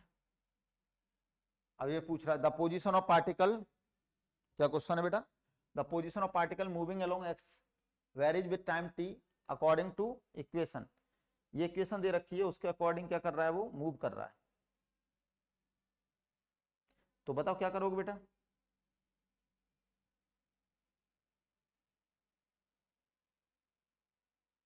बोलो भाइयों क्या करोगे, मिनिमम मैक्सिमम निकालोगे, सिंपल सी बात है, उसमें कुछ है ही नहीं। तो कह रहा है कि find the region in which the particle is confined, यानी कोई पार्टिकल है वो इसको फॉलो कर रहा है, इसको फॉलो कर रहा है समय के साथ, तो ये कहां लाई करेगा, एक्स मैक्स और एक्स मिन पे। तो हमें पता है कि एक्स मैक्स, हमें ये पता है, क्या पता है कि √3 sin omega t, theta omega t मतलब theta cos omega t, lie between minus under root 3 का होल स्क्वायर प्लस 1 का होल स्क्वायर, ये -1 कर लो, प्लस को देखना है तो, ठीक है ना, प्लस माइनस का मतलब समझ में आ गया था ना। तो आप -1 करके भी कर सकते हो, 1 करके भी कर सकते हो, कोई दिक्कत नहीं। यहाँ पे आ जाओ, प्लस √3 का होल स्क्वायर प्लस 1 का होल स्क्वायर, तो कितना आ गया यहाँ से -2, ये x हो गया और ये +2, यानी जो पार्टिकल है, जो आपका पार्टिकल है -2 और 2 के बीच में, -2 और 2 के बीच में ऑसिलेट कर रहा होगा, ऐसे फिर ऐसे फिर ऐसे, तो ये एक ऑसिलेशन हो जाए, तो इस तरीके से पार्टिकल क्या कर रहा होगा, ऑसिलेट कर रहा होगा ऐसे। तो ये एसएचएम का क्वेश्चन है। तो एसएचएम, अगर एसएचएम के बारे में अगर ऐसी क्वेश्चन दी है, वो आपसे कह रहा है कि कहाँ कन्फाइंड कर रहा है पार्टिकल, तो इस तरीके से देखो किसका यूज किया आपने, ट्रिग्नोमेट्री यूज किया कि नहीं किया। अब ऐसा क्वेश्चन आ जाएगा तो आप छोड़ के भागोगे अगर आपको नहीं पता है तो फिजिक्स में कुछ भी हो सकता है ना। तो मैथ का यूज किस तरीके से फिजिक्स में होता है, समझ में आ रहा है कि नहीं आ रहा है। अब है थोड़ी सी कोऑर्डिनेट ज्योमेट्री की जानकारी आपको होनी चाहिए, और कोऑर्डिनेट ज्योमेट्री की जानकारी अच्छी खासी होनी चाहिए, और वो कोऑर्डिनेट ज्योमेट्री की जानकारी वेक्टर से रिलेट होनी चाहिए। सबसे खतरनाक बात, आपको वेक्टर से रिलेट करना आना चाहिए कोऑर्डिनेट ज्योमेट्री को, अगर वो आता है तो बेस्ट। ठीक है, तो अब अगला पार्ट है कोऑर्डिनेट ज्योमेट्री। तो ट्रिग्नोमेट्री हमने खत्म कर ली, अलजेब्रा हमने खत्म कर लिया, अब हम कोऑर्डिनेट ज्योमेट्री खत्म करने वाले हैं। मैथ का कुछ पार्ट जो यूज होता है किसमें, फिजिक्स में, कोऑर्डिनेट ज्योमेट्री का। तो कोऑर्डिनेट ज्योमेट्री में हमें पता है कि पोजीशन ऑफ पॉइंट सब निकालना जानते होंगे, बताने की जरूरत नहीं है पोजीशन ऑफ पॉइंट के बारे में, हर बंदा जानता होगा। फिर से हमारी वही कहानी है सेम, क्या कहानी है, यहाँ पे क्या हो जाएगा, ये एक्स एक्सिस के 2 पार्ट कर दिए हमने, ये ऑरिजिन, यहाँ पर एक्स और वाई क्या करते हैं, एक दूसरे को कट करते हैं, इंटरसेक्ट करते हैं, उस पॉइंट को ऑरिजिन कहते हैं। तो वो मतलब ऑरिजिन, और ऑरिजिन मीन्स उसका लोकेशन क्या है, 0,0, ना तो आप एक्स में चले ना वाई में चले, तो पहला एक्स है दूसरा वाई है, ध्यान रखना। तो एक्स भी 0 है और वाई भी 0 है, एक्स भी 0 और वाई भी 0 है। आगे बढ़ते हैं, ये कौन सा क्वाड्रेंट है, फर्स्ट क्वाड्रेंट। ये कौन सा क्वाड्रेंट है, अभी पढ़ के आए हो, सेकंड। ये कौन सा है, थर्ड। और ये कौन सा है, फोर्थ, है ना। यहाँ कौन से नंबर आएंगे, पॉजिटिव नंबर। यहाँ कौन से नंबर आएंगे, निगेटिव नंबर। यहाँ कौन से नंबर आएंगे, निगेटिव नंबर।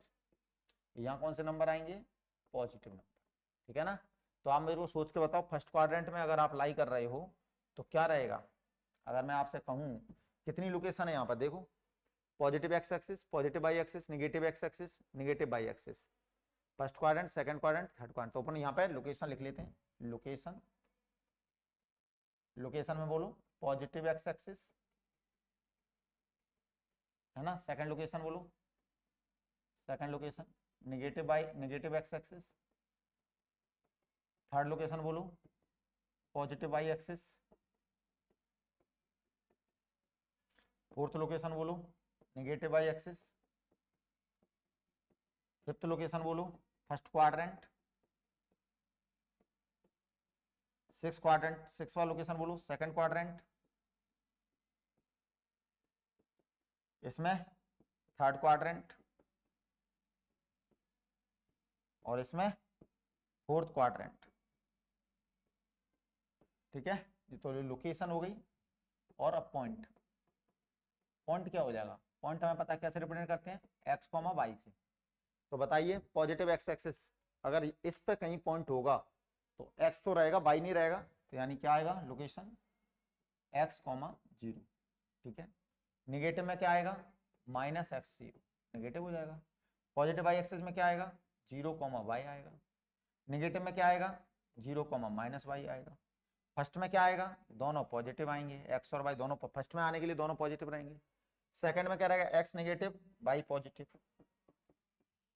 थर्ड में दोनों नेगेटिव रहेंगे, आप देख पा रहे हो, तो माइनस एक्स माइनस वाई, और फोर्थ में आपको पता है एक्स पॉजिटिव और वाई नेगेटिव। इतनी लोकेशन के अलावा कोई लोकेशन पॉसिबल है क्या, नहीं है।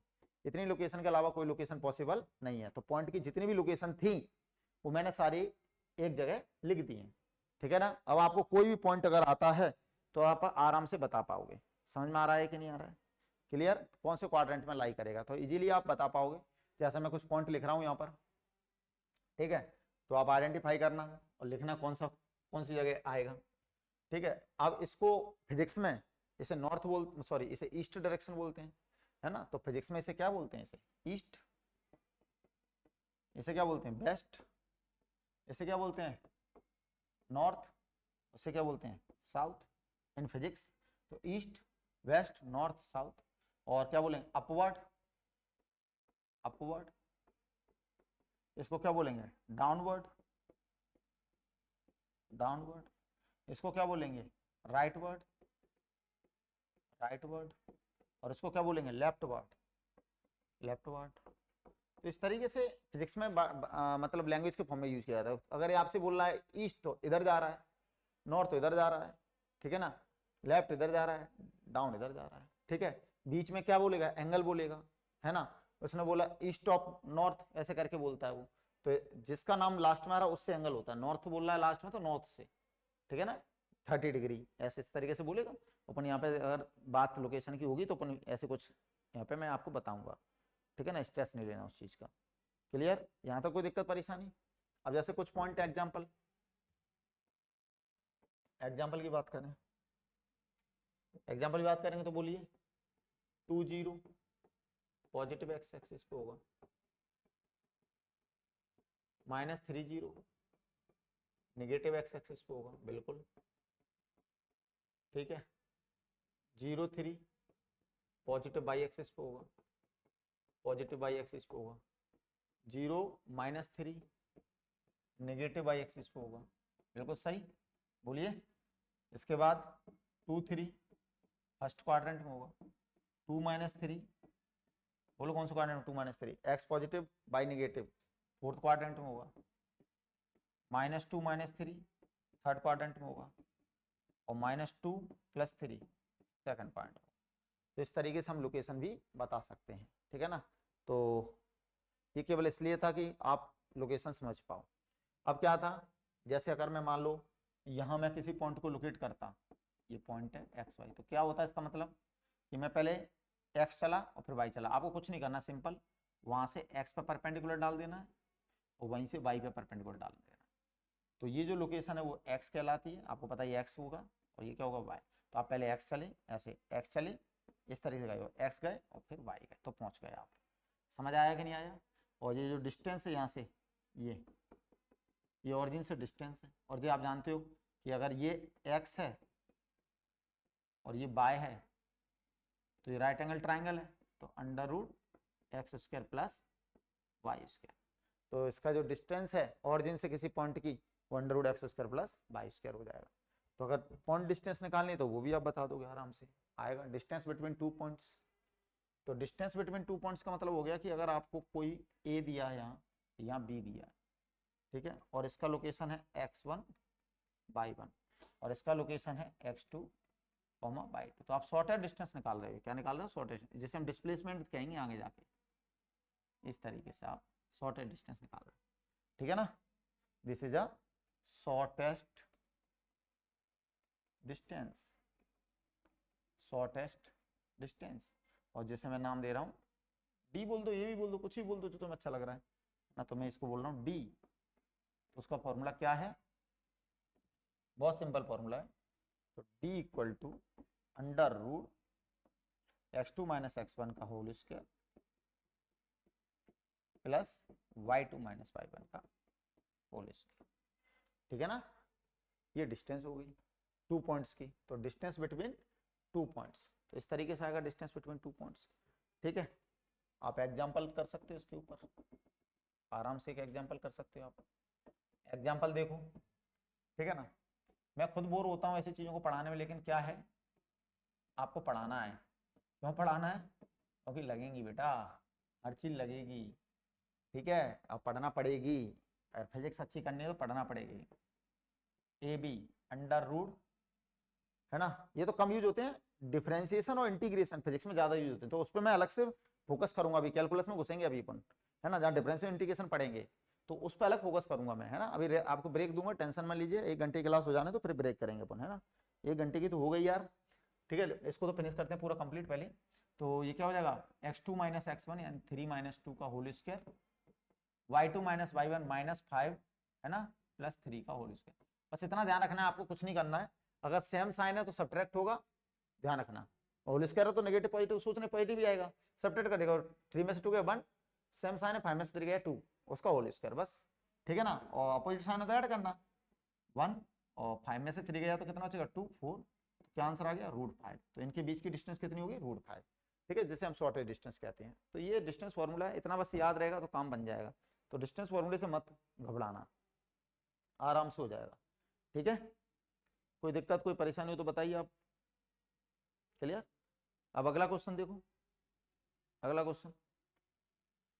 क्वेश्चन है कि अगला क्या है देखते हैं। स्लोप ऑफ लाइन, अच्छा इक्वेशन ऑफ लाइन नहीं बोली है तो स्लोप ऑफ लाइन दे दी पहले, ठीक है, क्योंकि स्ट्रेट लाइन अलग से आएगी शायद, मुझे लग रहा है आगे देखते हैं। हाँ, इक्वेशन ऑफ लाइन आ गई, यहीं अपन को पढ़ना था। और परपेंडिकुलर डिस्टेंस, बस 2 टॉपिक बचे हुए हैं और कुछ क्वेश्चन बचे हुए हैं। तो कोऑर्डिनेट ज्योमेट्री आपकी डिफरेंशिएशन चालू हो जाएगा, बस 2 टॉपिक डिफरेंशियल इंटीग्रेशन और बचेंगे लास्ट में। तो अपन 1 घंटे क्लास कर लेंगे, 3 घंटे में आपका ये पूरा कवर हो जाएगा, है ना। बस इसको और देख लो, है ना। स्लोप ऑफ लाइन का क्या मतलब है कि कोई लाइन है, ये देखो ये लाइन। अच्छा, किसी भी लाइन को, अब एक बात ध्यान रखना, अगर मैं आपसे कोई लाइन ड्रॉ करूं तो आपको क्या चाहिए? लाइन ड्रॉ करने के लिए आपको 2 इंफॉर्मेशन चाहिए। कितनी इंफॉर्मेशन चाहिए? 2। या तो 2 पॉइंट्स दे दूं मैं, ये 2 पॉइंट्स दे दूं, तो 2 पॉइंट्स मैंने दे दिए, मान लो x1 y1, और एक पॉइंट दे दिया x2 y2। अब मैं कहूँ लाइन ड्रॉ करो तो इजीली कर पाओगे आप? बिल्कुल सर, यही लाइन है, फिक्स लाइन। तो 2 पॉइंट्स पता हूं, 2 पॉइंट्स गिवन हो। अब एक और क्या हो सकती है कि 1 पॉइंट एंड इट्स स्लोप,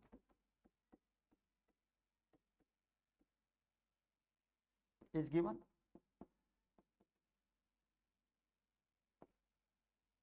इसका क्या मतलब? अब इसमें वर्ड आ रहा है स्लोप। स्लोप का मतलब क्या है कि आपका जो लाइन है वो एक्स एक्सिस से कितना एंगल बना रहा है, this is a slope.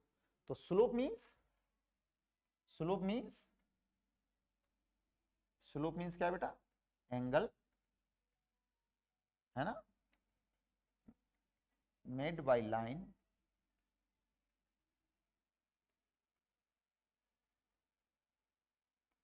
Make by line from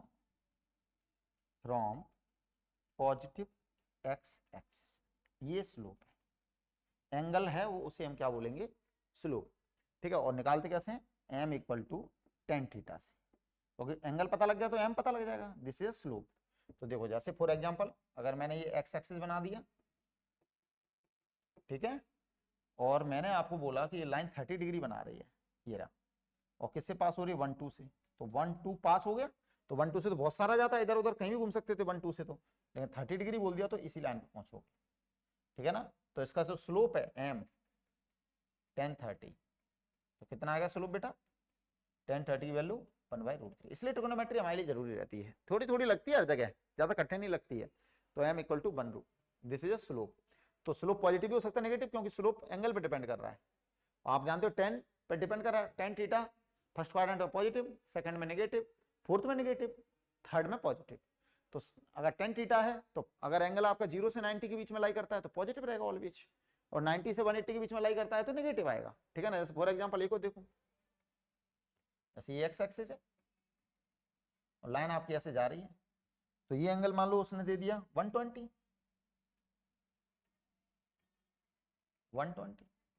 उसका स्लोप मैं बोलूं आपसे, स्लोप निकालो, तो m इक्वल टू 10 120। तो आपको समझेगा 120 आपको याद है क्या, नहीं है, तो 120 याद नहीं है तो किसका यूज करो, क्वाड्रेंट का, अभी पढ़ा गया है 10 90 प्लस 30। याद करो कैसे सिखाया था, पहले क्वाड्रेंट, तो क्वाड्रेंट कौन सा, सेकंड, सेकंड क्वाड्रेंट के बाद क्या देखते हैं, साइन, 10 पॉजिटिव नहीं है, नेगेटिव रहता है, सेकंड क्वाड्रेंट नेगेटिव, और चेंज होगा, बिल्कुल होगा, 90 है तो 10 कॉट में चेंज होगा, कॉट 30। इस तरीके से फास्ट करना है, और कॉट 30 की वैल्यू कितनी होती है, √3, तो इसका स्लोप कितना हो गया, नेगेटिव, इसका स्लोप कैसा आया, पॉजिटिव। तो स्लोप पॉजिटिव नेगेटिव कुछ भी हो सकता है, ठीक है। इसका एक पॉइंट दे दो, मान लिया -1 -3, ये पॉइंट है। तो आप किसी भी लाइन को ड्रॉ कर सकते हो, इफ 2 पॉइंट्स गिवन हो, फिर स्लोप देने की जरूरत नहीं है, और 1 पॉइंट और स्लोप पता हो तो काम हो जाएगा। अच्छा, यहां स्लोप कैसे निकालते हैं, यहां जो स्लोप है, स्लोप का फॉर्मूला tan थीटा है, और tan थीटा से आया है एक्चुअली में। देखो ऐसे अगर मैं आपसे कहूं, ये मैंने एक्स और वाई पे लाइन डाला है, तो ये जो होगा, ये एक्स एक्सिस है बेटा, एक्चुअली मैंने एक्स एक्सिस, और ये वाई एक्सिस है, तो दिस इज अ थीटा। तो आप बताइए मुझे सोच के, ये जो लेंथ है वो कितनी होगी, x2 - x1, और ये जो लेंथ है ये कितनी होगी, y2 - y1, ठीक है ना। तो tan थीटा क्या होता है, perpendicular upon base, perpendicular upon base, तो y2 - y1 upon x2 - x। तो आपको उम्मीद करता हूं स्लोप समझ में आ गया होगा, ठीक है ना। तो स्लोप अच्छे समझ में आ गया, किसी भी लाइन का स्लोप का मतलब है कि वो x एक्सिस से कितना एंगल बना रही है। इसकी हिंदी बहुत अच्छी है, ढाल, ढाल मीन्स ढलान, है ना, क्लियर है ना। तो स्लोप अच्छे से समझ में आ गया होगा आपको, उम्मीद है स्लोप समझ में आ गया। इक्वेशन ऑफ लाइन, मैंने आपसे फिर बोला, इक्वेशन ऑफ लाइन हम जरा समझने की कोशिश करते हैं। General equation, general equation of line, general equation of line क्या होती है बेटा, ax + by + c = 0। This is इस टाइप की कोई भी इक्वेशन क्या कहलाएगी, लाइन कहलाएगी। तो आपको बता नहीं लगाना है कि कौन सी भैया क्या है, लाइन है। अगर ऐसी कोई दिख रही है, जैसे एग्जांपल के लिए मैं आपसे बोलूं, एग्जांपल x = 0, ये लाइन है, क्यों, आप देख रहे हो ऐसे कुछ है।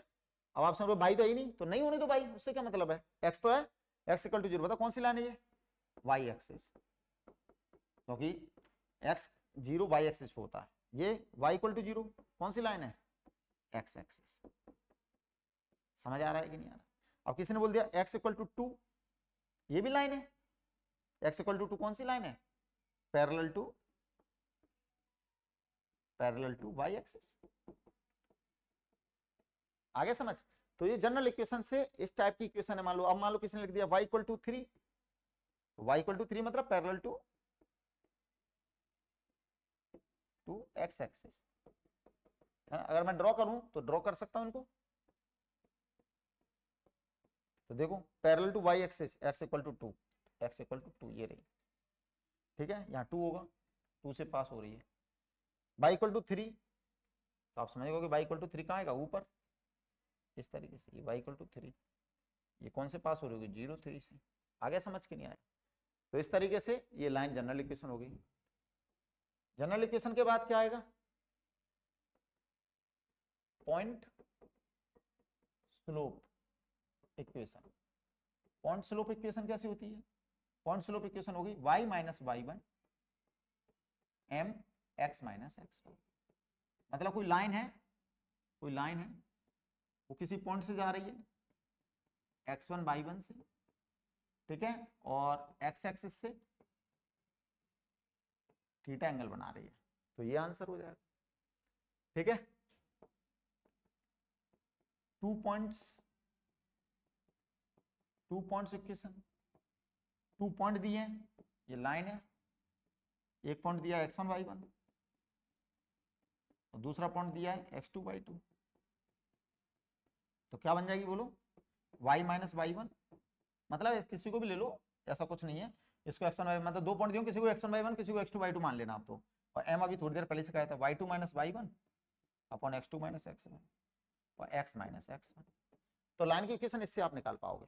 ठीक है ना, और जरूरत पड़ेगी आपको लाइन की इक्वेशन की बहुत ज्यादा, तो इसलिए ध्यान रखना लाइन की इक्वेशन अच्छे से निकालना आना चाहिए आपको। क्लियर है ना, क्लियर, तो ये आपको अच्छे से आ गया होगा। अच्छा, लाइन का ग्राफ खींचना आना चाहिए आपको, जैसे मान लो मैं आपसे कहूं कि लाइन का ग्राफ खींचना है 2x प्लस 3y का, कहां से जाएगी, तो आपको कुछ नहीं करना, एक बार x0 कर लो, 2 पॉइंट चाहिए हमें, कुछ और है, चलो मैं यही दिखा देता हूं, है ना, तो वैसे ग्राफ अलग से आएगा, ग्राफ लास्ट में, लेकिन मैं बता देता हूं अभी यही, जैसे मैं आपसे कहूं x minus Y equal to 1 का ग्राफ बनाओ, तो आप कुछ नहीं करना है, हमें क्या चाहिए 2 पॉइंट्स, क्या चाहिए 2 पॉइंट्स, तो एक बार क्या करना, पुट y इक्वल टू 0, तो बोलो पुट y इक्वल टू 0, तो x कितना आ जाएगा 1, तो बोलो पॉइंट क्या आ गया, जल्दी बोलो, पॉइंट क्या आ गया, पॉइंट आ गया हमारा 1 0 यहां से। अब क्या करो, put x equal to 0, x equal to 0 put करोगे तो y कितना आ गया -1, तो पॉइंट क्या आ गया 0 -1, तो 2 पॉइंट आ गया। हमेशा ऐसे करना है, ध्यान रखना, कोई भी लाइन का इक्वेशन अगर आपको क्या करना है, यहाँ खींचना है, ड्रॉ करना है, ग्राफ बनाना है, तो इस तरीके रहेंगे। अब ये देखो 1 0 कहाँ मिलेगा, 1 0 सर यहाँ मिलेगा, दिस इज 1 0, और 0 -1 कहाँ मिलेगा, नीचे मिलेगा, दिस इज 0 -1, बस इनको ये आ गया, तो ये हमारी लाइन होगी, दिस इज लाइन, आ गया समझ, तो इस तरीके से लाइन का ग्राफ ड्रॉ होगा। ठीक है, अब लाइन में एक्स और वाई का मतलब क्या है कि वाई जो है वो डिपेंडेंट वेरिएबल है और एक्स इंडिपेंडेंट है। अब ऐसे यहाँ भी लिखा हो या टाइम लिखा हो तो वी टी ग्राफ हो जाता, ए लिखा हो टी लिखा हो ए टी ग्राफ हो जाता। तो स्ट्रेट लाइन का कर्व हमें आना चाहिए, स्ट्रेट लाइन अच्छे से आना चाहिए, तो स्ट्रेट लाइन का मैंने जितनी भी इंफॉर्मेशन थी सारी दे दी है। ये क्या है, ये perpendicular distance between point and a line, तो एक पॉइंट है मान लो पी ए मान लेते हैं, एक पॉइंट है मान लो ए x1 y1, और एक लाइन है ax plus B Y plus C equal to 0। अब आपकी इच्छा है कि आपकी क्या इच्छा है कि इस पॉइंट की इस लाइन से परपेंडिकुलर डिस्टेंस बताओ 90, परपेंडिकुलर ये पीएम, तो आपकी इच्छा है पीएम बताओ, पीएम कितना होगा, तो मॉड, मॉड क्यों लगा, क्योंकि डिस्टेंस कभी भी निगेटिव नहीं हो सकती। बस कुछ नहीं करना है, इसमें वैल्यू पुट कर देना है, x की जगह x1, y की जगह y1 plus c upon under root ए स्क्वायर प्लस बी स्क्वायर, इस तरीके से। ठीक है ना, तो ये हमारा पीएम डिस्टेंस, शॉर्टेस्ट डिस्टेंस जो लिखा हुआ है ना, शॉर्टेस्ट डिस्टेंस। एग्जांपल से जरा समझते हैं इसको, एग्जांपल समझते हैं। एग्जांपल जैसे मैं ले लूं एक एग्जांपल आपके लिए, पॉइंट है 1 2 और लाइन है मान लो कितनी 3y equal to 4x plus 2। तो पहले तो इसको इस तरीके से लिख लो, इस तरीके से, तो इस तरीके से लिखने के लिए क्या करना, बाई को उधर ले जाओ, तो 4x minus 3y plus 2 equal to 0, तो इसको इस तरीके से हमने कन्वर्ट कर लिया। अब इसे परपेंडिकुलर डिस्टेंस डालेंगे ये, तो पीएम, तो पीएम कैसे आएगा, मॉड, अब इसमें पुट करो, तो 4 into 1 minus 3 into 2 plus 2 upon under root X का कोफिशिएंट 4 का स्क्वायर 16 और वाई का कोफिशिएंट 3 का स्क्वायर 9, तो पी एम 4 1 जा 4 3 2 जा 6 प्लस 2 अपॉन 25, तो 4 में से 6 गया तो कितना बचेगा 4 में से 6 गया तो -2, और -2 और +2 क्या हो जाएगा 0। यानी किसका मतलब क्या हुआ, इसका मतलब क्या हुआ कि ये जो पॉइंट है वो इसी लाइन पे लाई कर रहा होगा। देखो ये पॉइंट इसी लाइन पे लाई कर रहा होगा। 3 2 6 और 4 में 6 = 6। इसका मतलब शॉर्टेस्ट डिस्टेंस 0 आने का क्या मतलब है, शॉर्टेस्ट डिस्टेंस अगर 0 है तो इसका मतलब हो गया the point lie on line, ठीक है ना, लाइज ऑन लाइन। आया समझ। और कुछ आती तो कुछ डिस्टेंस भी होता, सिंपल। तो ये फॉर्मूला हमने इस तरीके से यूज किया, ठीक है। अब कुछ क्वेश्चन, एक a dog want to catch a cat, the dog follow path whose equation is y = -x। अगर मैं आपसे कहूं इसको बनाओ तो बना लोगे आप? कैसे कहा था, एक बार y को 0 पुट करोगे, एक बार x को, तो y को 0 पुट किया तो x = क्या आया 0, और x को 0 पुट किया तो y = क्या आया 0, ठीक है ना। और इसका स्लोप कितना आएगा हमारा 1, ठीक है। अब आपको ये समझ में नहीं आ रहा होगा, उम्मीद है बिल्कुल समझ में नहीं आ रहा होगा। ये एक्चुअली में 45 डिग्री से जाने वाली लाइन है, y - x = 0, तो y = x, ठीक है ना, y = x। अब मैं आपसे कहूं कि इसकी कंपेयर करो y = mx + c वाले सिस्टम से, y = mx + c वाले सिस्टम से अगर इसकी कंपेयर करोगे तो m कितना हो जाएगा इसका 1, है ना, कंपेयर विथ।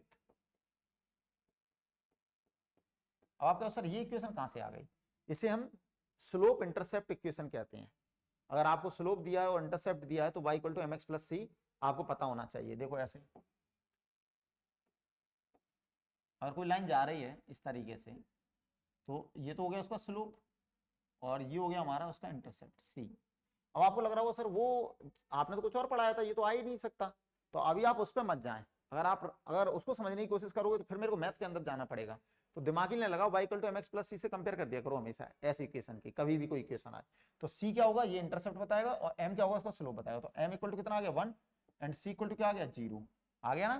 तो m tan थीटा = 1, तो थीटा = कितना आ गया 45 डिग्री। तो यानी क्या देखने को मिला c0 मींस ये ऑरिजिन से पास होगी 45 पे जाएगी, है ना। तो इस तरीके से करोगे काम तो जल्दी आओगा, अगर उसे कठिन बनाओगे तो कठिन रहेगा फिर वो।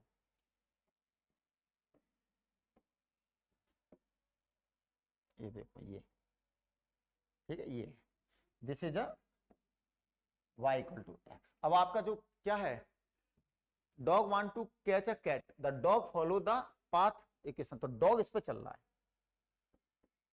डॉग इस पे चल रहा है, ठीक है। डॉग इसको इस पाथ इसको फॉलो कर रहा है, यानी इसके अलोंग चलेगा डॉग। डॉग को एक दिशा दे दी कि इसके अलोंग चलेगी, डायरेक्शन दे दी।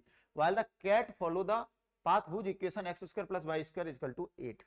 अब x² + y² = 8 क्या है, ये बेटा हमारी सर्कल की इक्वेशन है। अब आगे जाके पढ़ोगे, क्वेश्चन पहले ही आ चुका है। x² + y² हमारी क्या सर्कल की इक्वेशन है, ठीक है। तो x² + y² = 8, this is a equation of circle, equation of circle, यानी वो किस पे चल रहा है सर्कल पे। अब इसकी इक्वेशन ऑफ सर्कल, इसका तुम क्या नहीं बनाना जानते, ग्राफ, क्योंकि इसका सेंटर क्या है, इसका सेंटर अभी थोड़ी देर के लिए मान लो 0 0, और रेडियस इसकी क्या आएगी r² से। इसकी कंपेयर करेंगे अपन x² + y² = r² से, है ना, इससे कंपेयर करोगे तो r कितना आ गया 2√2, और सेंटर कितना है 0, ठीक है ना। क्योंकि इक्वेशन ऑफ सर्कल होता है x - h का whole square plus y - k का whole square equal to r। तो तुम देख रहे हो h और k दोनों 0 है, तो h और k दोनों 0 तो इसलिए सेंटर 0 0 है, ठीक है ना। और रेडियस 2√2 है, तो आपको पता है कि इसका सर्कल बनेगा, कैसा बनेगा।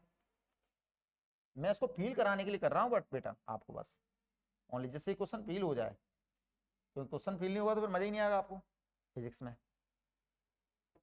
इस क्वेश्चन को फील कराने के लिए कर रहा हूँ।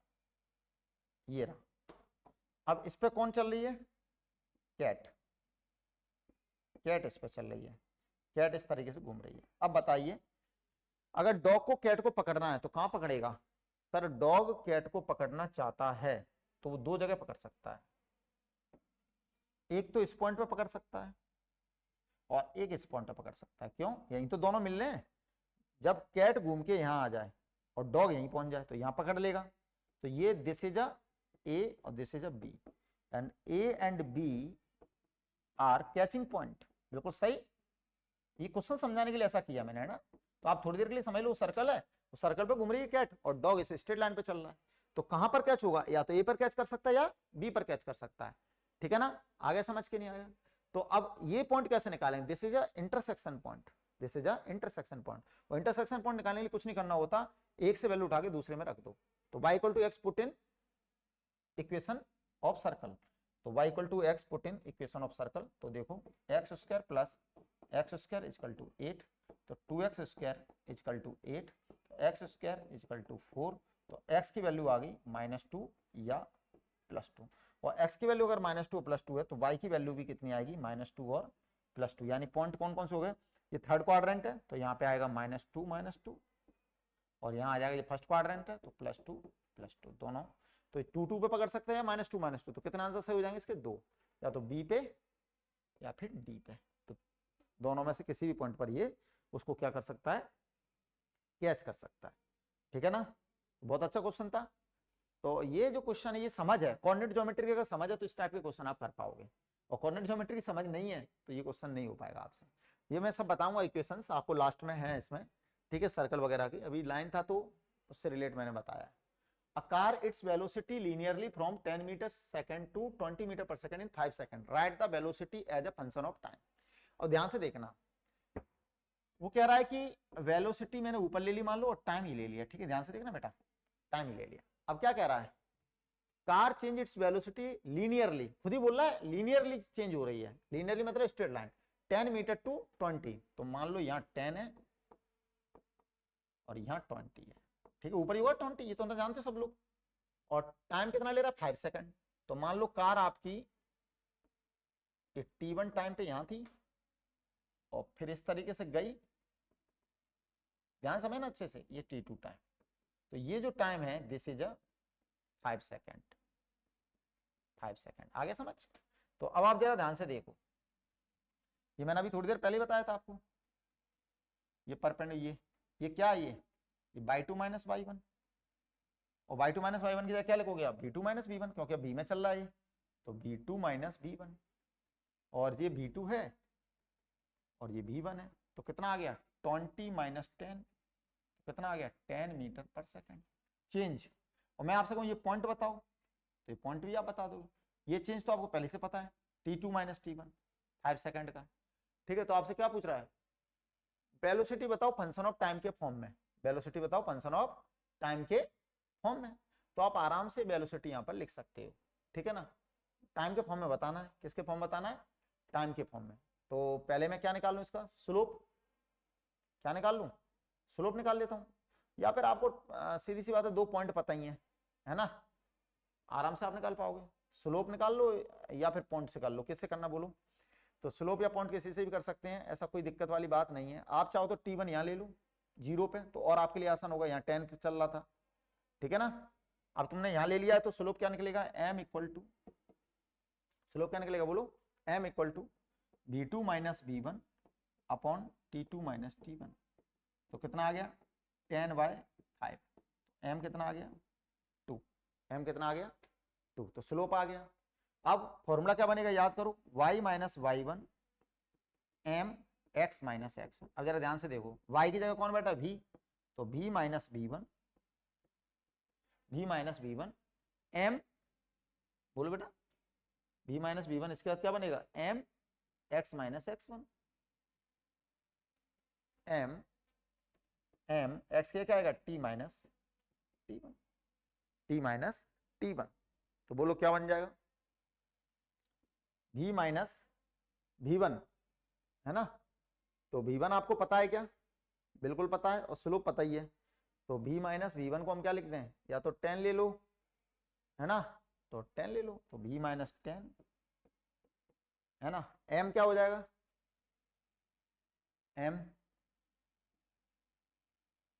2 है,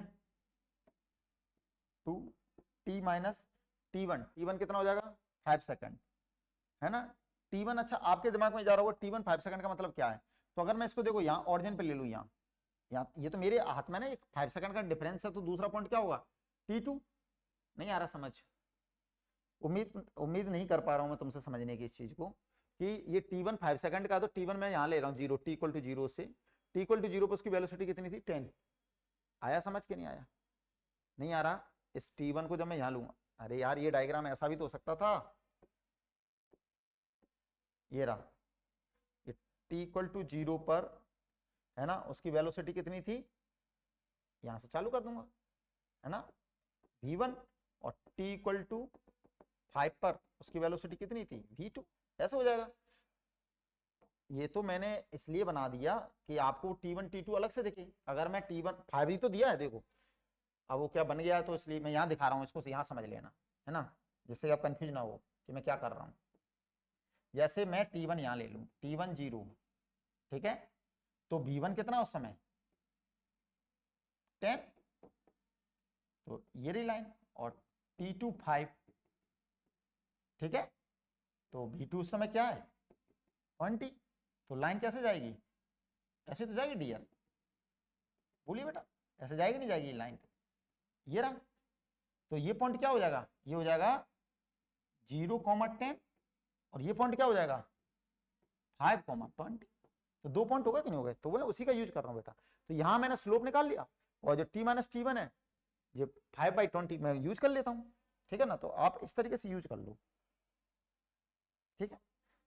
तो आप बताओ v माइनस कौन सा यूज कर रहे हो, ये वाला यूज कर लो, v माइनस v1 10 m2, और t माइनस t1 कितना 0, फिर और वाला यूज करोगे 5 और 20, तो 5 और 20 रख देना यहाँ, तो जिसको रखना है उसको रख लो। v माइनस 10 इक्वेशन में कोई चेंज नहीं आया, 2t, तो कितना आ जाएगा v equal to 2t plus 10। तो ये इस तरीके से आएगा। अब मान लो आपने क्वेश्चन एग्जाम में इस तरीके से दे दिया, अब आपसे एक्सेलरेशन पूछ रहा है, इसका एक्सेलरेशन पूछ रहा है, तो a equal to D by D T से करना पड़ेगा, तो पहले यहां आना पड़ेगा। तो ऐसे क्वेश्चन आते हैं एग्जाम में, ठीक है ना। तो इस तरीके से बना लोगे तो ये इजीली समझ में आएगा। तो आप चाहो तो मैं इसको यहाँ रख देता हूँ, जिससे आपको ये ना लगे कि उधर अलग किया है इधर अलग, तो मैं इसको यहाँ रख देता हूँ। अब चूंकि वो कॉपी नहीं होता है, सबसे बड़ा दिक्कत कॉपी होने का उसका, तो मैं इसको यहाँ रख देता हूँ। चलो मेहनत मेरी ज़्यादा हो गई, यहाँ पे कॉपी कट, ये क्या सिलेक्ट करूँगा पूरा सिलेक्ट हो जाता है। चलो यहाँ कर देते हैं, कोई दिक्कत नहीं। टाइम थोड़ा सा खिंच गया इसमें, मेरे को पहले ही समझ जाना चाहिए था कि आपको इस तरीके से समझाना होगा, ये टाइम और ये v, ठीक है, ओके बेटा। तो ये हो गया हमारा t1 इक्वल टू 0, उस पर v1 कुछ ना कुछ है, ठीक है, और t2 इक्वल टू 5 सेकेंड, ये सेकंड में है, ठीक है, और v मीटर पर सेकंड में, तो v2 कुछ ना कुछ हो गया। तो ये जो पॉइंट है ये हो गया 0,10, और ये जो पॉइंट है ये हो गया 5,20, 5,20। तो ये जो लाइन है ये दिस इज ये लाइन है ना, ये लाइन हमें देखनी है, इसी की इक्वेशन है ये। तो ये जो लाइन आई है v इक्वल टू 2t, तो इसका स्लोप आप निकाल सकते हो।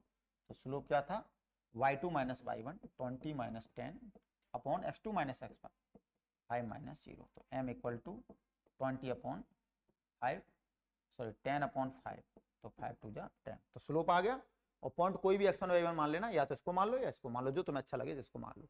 किसी ने कहा कि मैं तो उसको मानूंगा, तो उसको मान लेना, तो v माइनस 5 और 2t माइनस 20, तो भी आंसर वैसा ही आएगा निकल के, ठीक है ना। तो लाइन चेंज नहीं हुई, करके दिखाऊं आपको, अगर करके देखना है तो आराम से कर सकते हो, इसको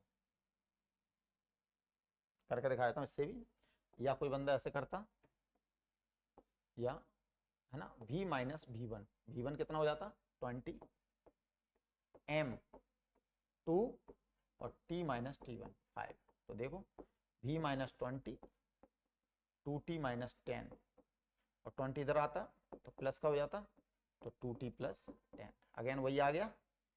तो या ऐसे करो, चाहे इसको चाहे x को x1 y1 ले लो, चाहे इसको x1 y1 ले लो, कोई फर्क नहीं पड़ेगा।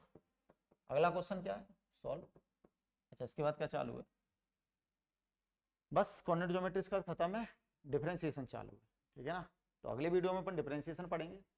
अ person is moving in xy plane along a line, a car is at rest at a point 13, देखो कितना अच्छा क्वेश्चन है। अब मैंने लाइन अभी दिखाया था आपको, मैं इसको पिक्चराइज इसलिए करता हूं कि आप फील करो फिजिक्स को कि चल कैसा रहा है, मैथ कैसे फिजिक्स में लग रहा है। y equal to 2x minus 1, अभी थोड़ी देर पहले बताया था, क्या बताया था, पुट x इक्वल टू 0, तो y कितना आ रहा है -1, और पुट y इक्वल टू 0, तो x कितना आ रहा है 1/2। देख लो करके, तो 2 पॉइंट मिल गए, 0 -1, ये रहा 0 -1, और एक है हमारा 1/2, 0, तो ये आ गया 1/2, 0। तो जो लाइन है आपकी वो ये जा रही है,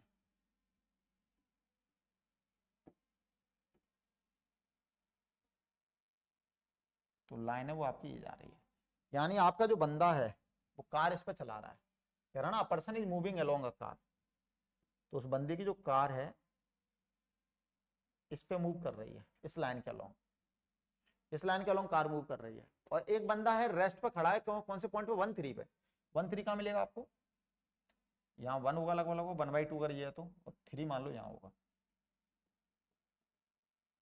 ठीक है। अच्छा 1-3 इस पे लाई करेगा क्या, लाइन पे लाई नहीं करेगा 1-3, है ना, रख के देख लो आप, यहाँ पता लग जाएगा कहीं इस पे लाई तो नहीं कर रहा है, तो x की 1 और 3 नहीं कर रहा, 2 - 1 नहीं कर रहा लाई, तो इस पर लाई नहीं कर रहा है, तो हम ये मान लेते हैं ये रहा हमारा 1-3, ठीक है, ये पॉइंट है हमारा 1-3, ठीक है। तो इस लाइन को थोड़ा सा और आगे बढ़ा देते हैं, थोड़ा और स्ट्रेच कर देते हैं इस लाइन को, ठीक है, इस तरीके से। तो अब क्या पूछ रहा है कि ये जो point 1-3, what is the minimum separation between person और कार। अब तो दिमाग से लगाइए, ये देखो इस समय तो कार की डिस्टेंस सबसे कम डिस्टेंस कब होगी, यहाँ ये परपेंडिकुलर डलेगा ये वाला 90 डिग्री, तो सबसे ज्यादा डिस्टेंस कहाँ होगी, है ना, तो 1-3 मान लो ये रहा, ठीक है। तो सबसे कम डिस्टेंस कहाँ होगी, ये परपेंडिकुलर शॉर्टेस्ट डिस्टेंस ये 90 डिग्री, तो वो ये पूछ रहा है कि द मिनिमम सेपरेशन, तो ये पॉइंट मान लो ये पर्सन है, ये बंदा खड़ा हुआ है यहाँ, है ना, ये बंदा खड़ा हुआ है, तो इस बंदे की मिनिमम डिस्टेंस क्या होगी, ये मान लो ए पॉइंट है, ये मान लो यहाँ पहुंच गया बी, तो ए बी, तो कौन सा फॉर्मूला यूज होगा, मॉड, याद करो, ax1 b/1 plus c upon √a² plus b², minimum separation वाला फॉर्मूला ये लगेगा कि नहीं लगेगा। तो देखो इस तरीके से मैथ के साथ फिर इसको वो कनेक्ट करेगा, पूरा मैथ है, फिजिक्स नहीं है, लैंग्वेज फॉर्म में बोल दिया चीजों को। तो ax1 मतलब मैंने अभी क्या सिखाया था, इसको इधर ले जाओ, तो 2x1 मतलब 1 रखेंगे, 2 × 1, बाई उधर गया माइनस बाई 3 रखेंगे, और -1 अपॉन √, इसका कोएफिशिएंट 1 है उसका 2 है, तो 1 + 4, ए भी कितना आ गया, 2 × 1 = 2, 3 - ऊपर से आएगा +2, नीचे √5, तो ये इसका आंसर हो जाएगा 2/√5, 2/√5, है ना। तो ये था कोऑर्डिनेट ज्योमेट्री। तो अभी अपने सेकंड सेशन में हमने क्या क्या खत्म कर लिया, तो फर्स्ट सेशन में हमने पूरा अलजेब्रा खत्म किया था, सेकंड सेशन में हमने ट्रिगोनोमेट्री और कोऑर्डिनेट ज्योमेट्री के बारे में आपको इन्फॉर्मेशन दी है। थर्ड सेशन जब हम पढ़ने जा रहे हैं, थोड़ी देर वेट और करते हैं, थोड़ा सा रेस्ट करने के बाद थर्ड सेशन में हम आएंगे डिफरेंशिएशन इंटीग्रेशन, उसको मत भूलना।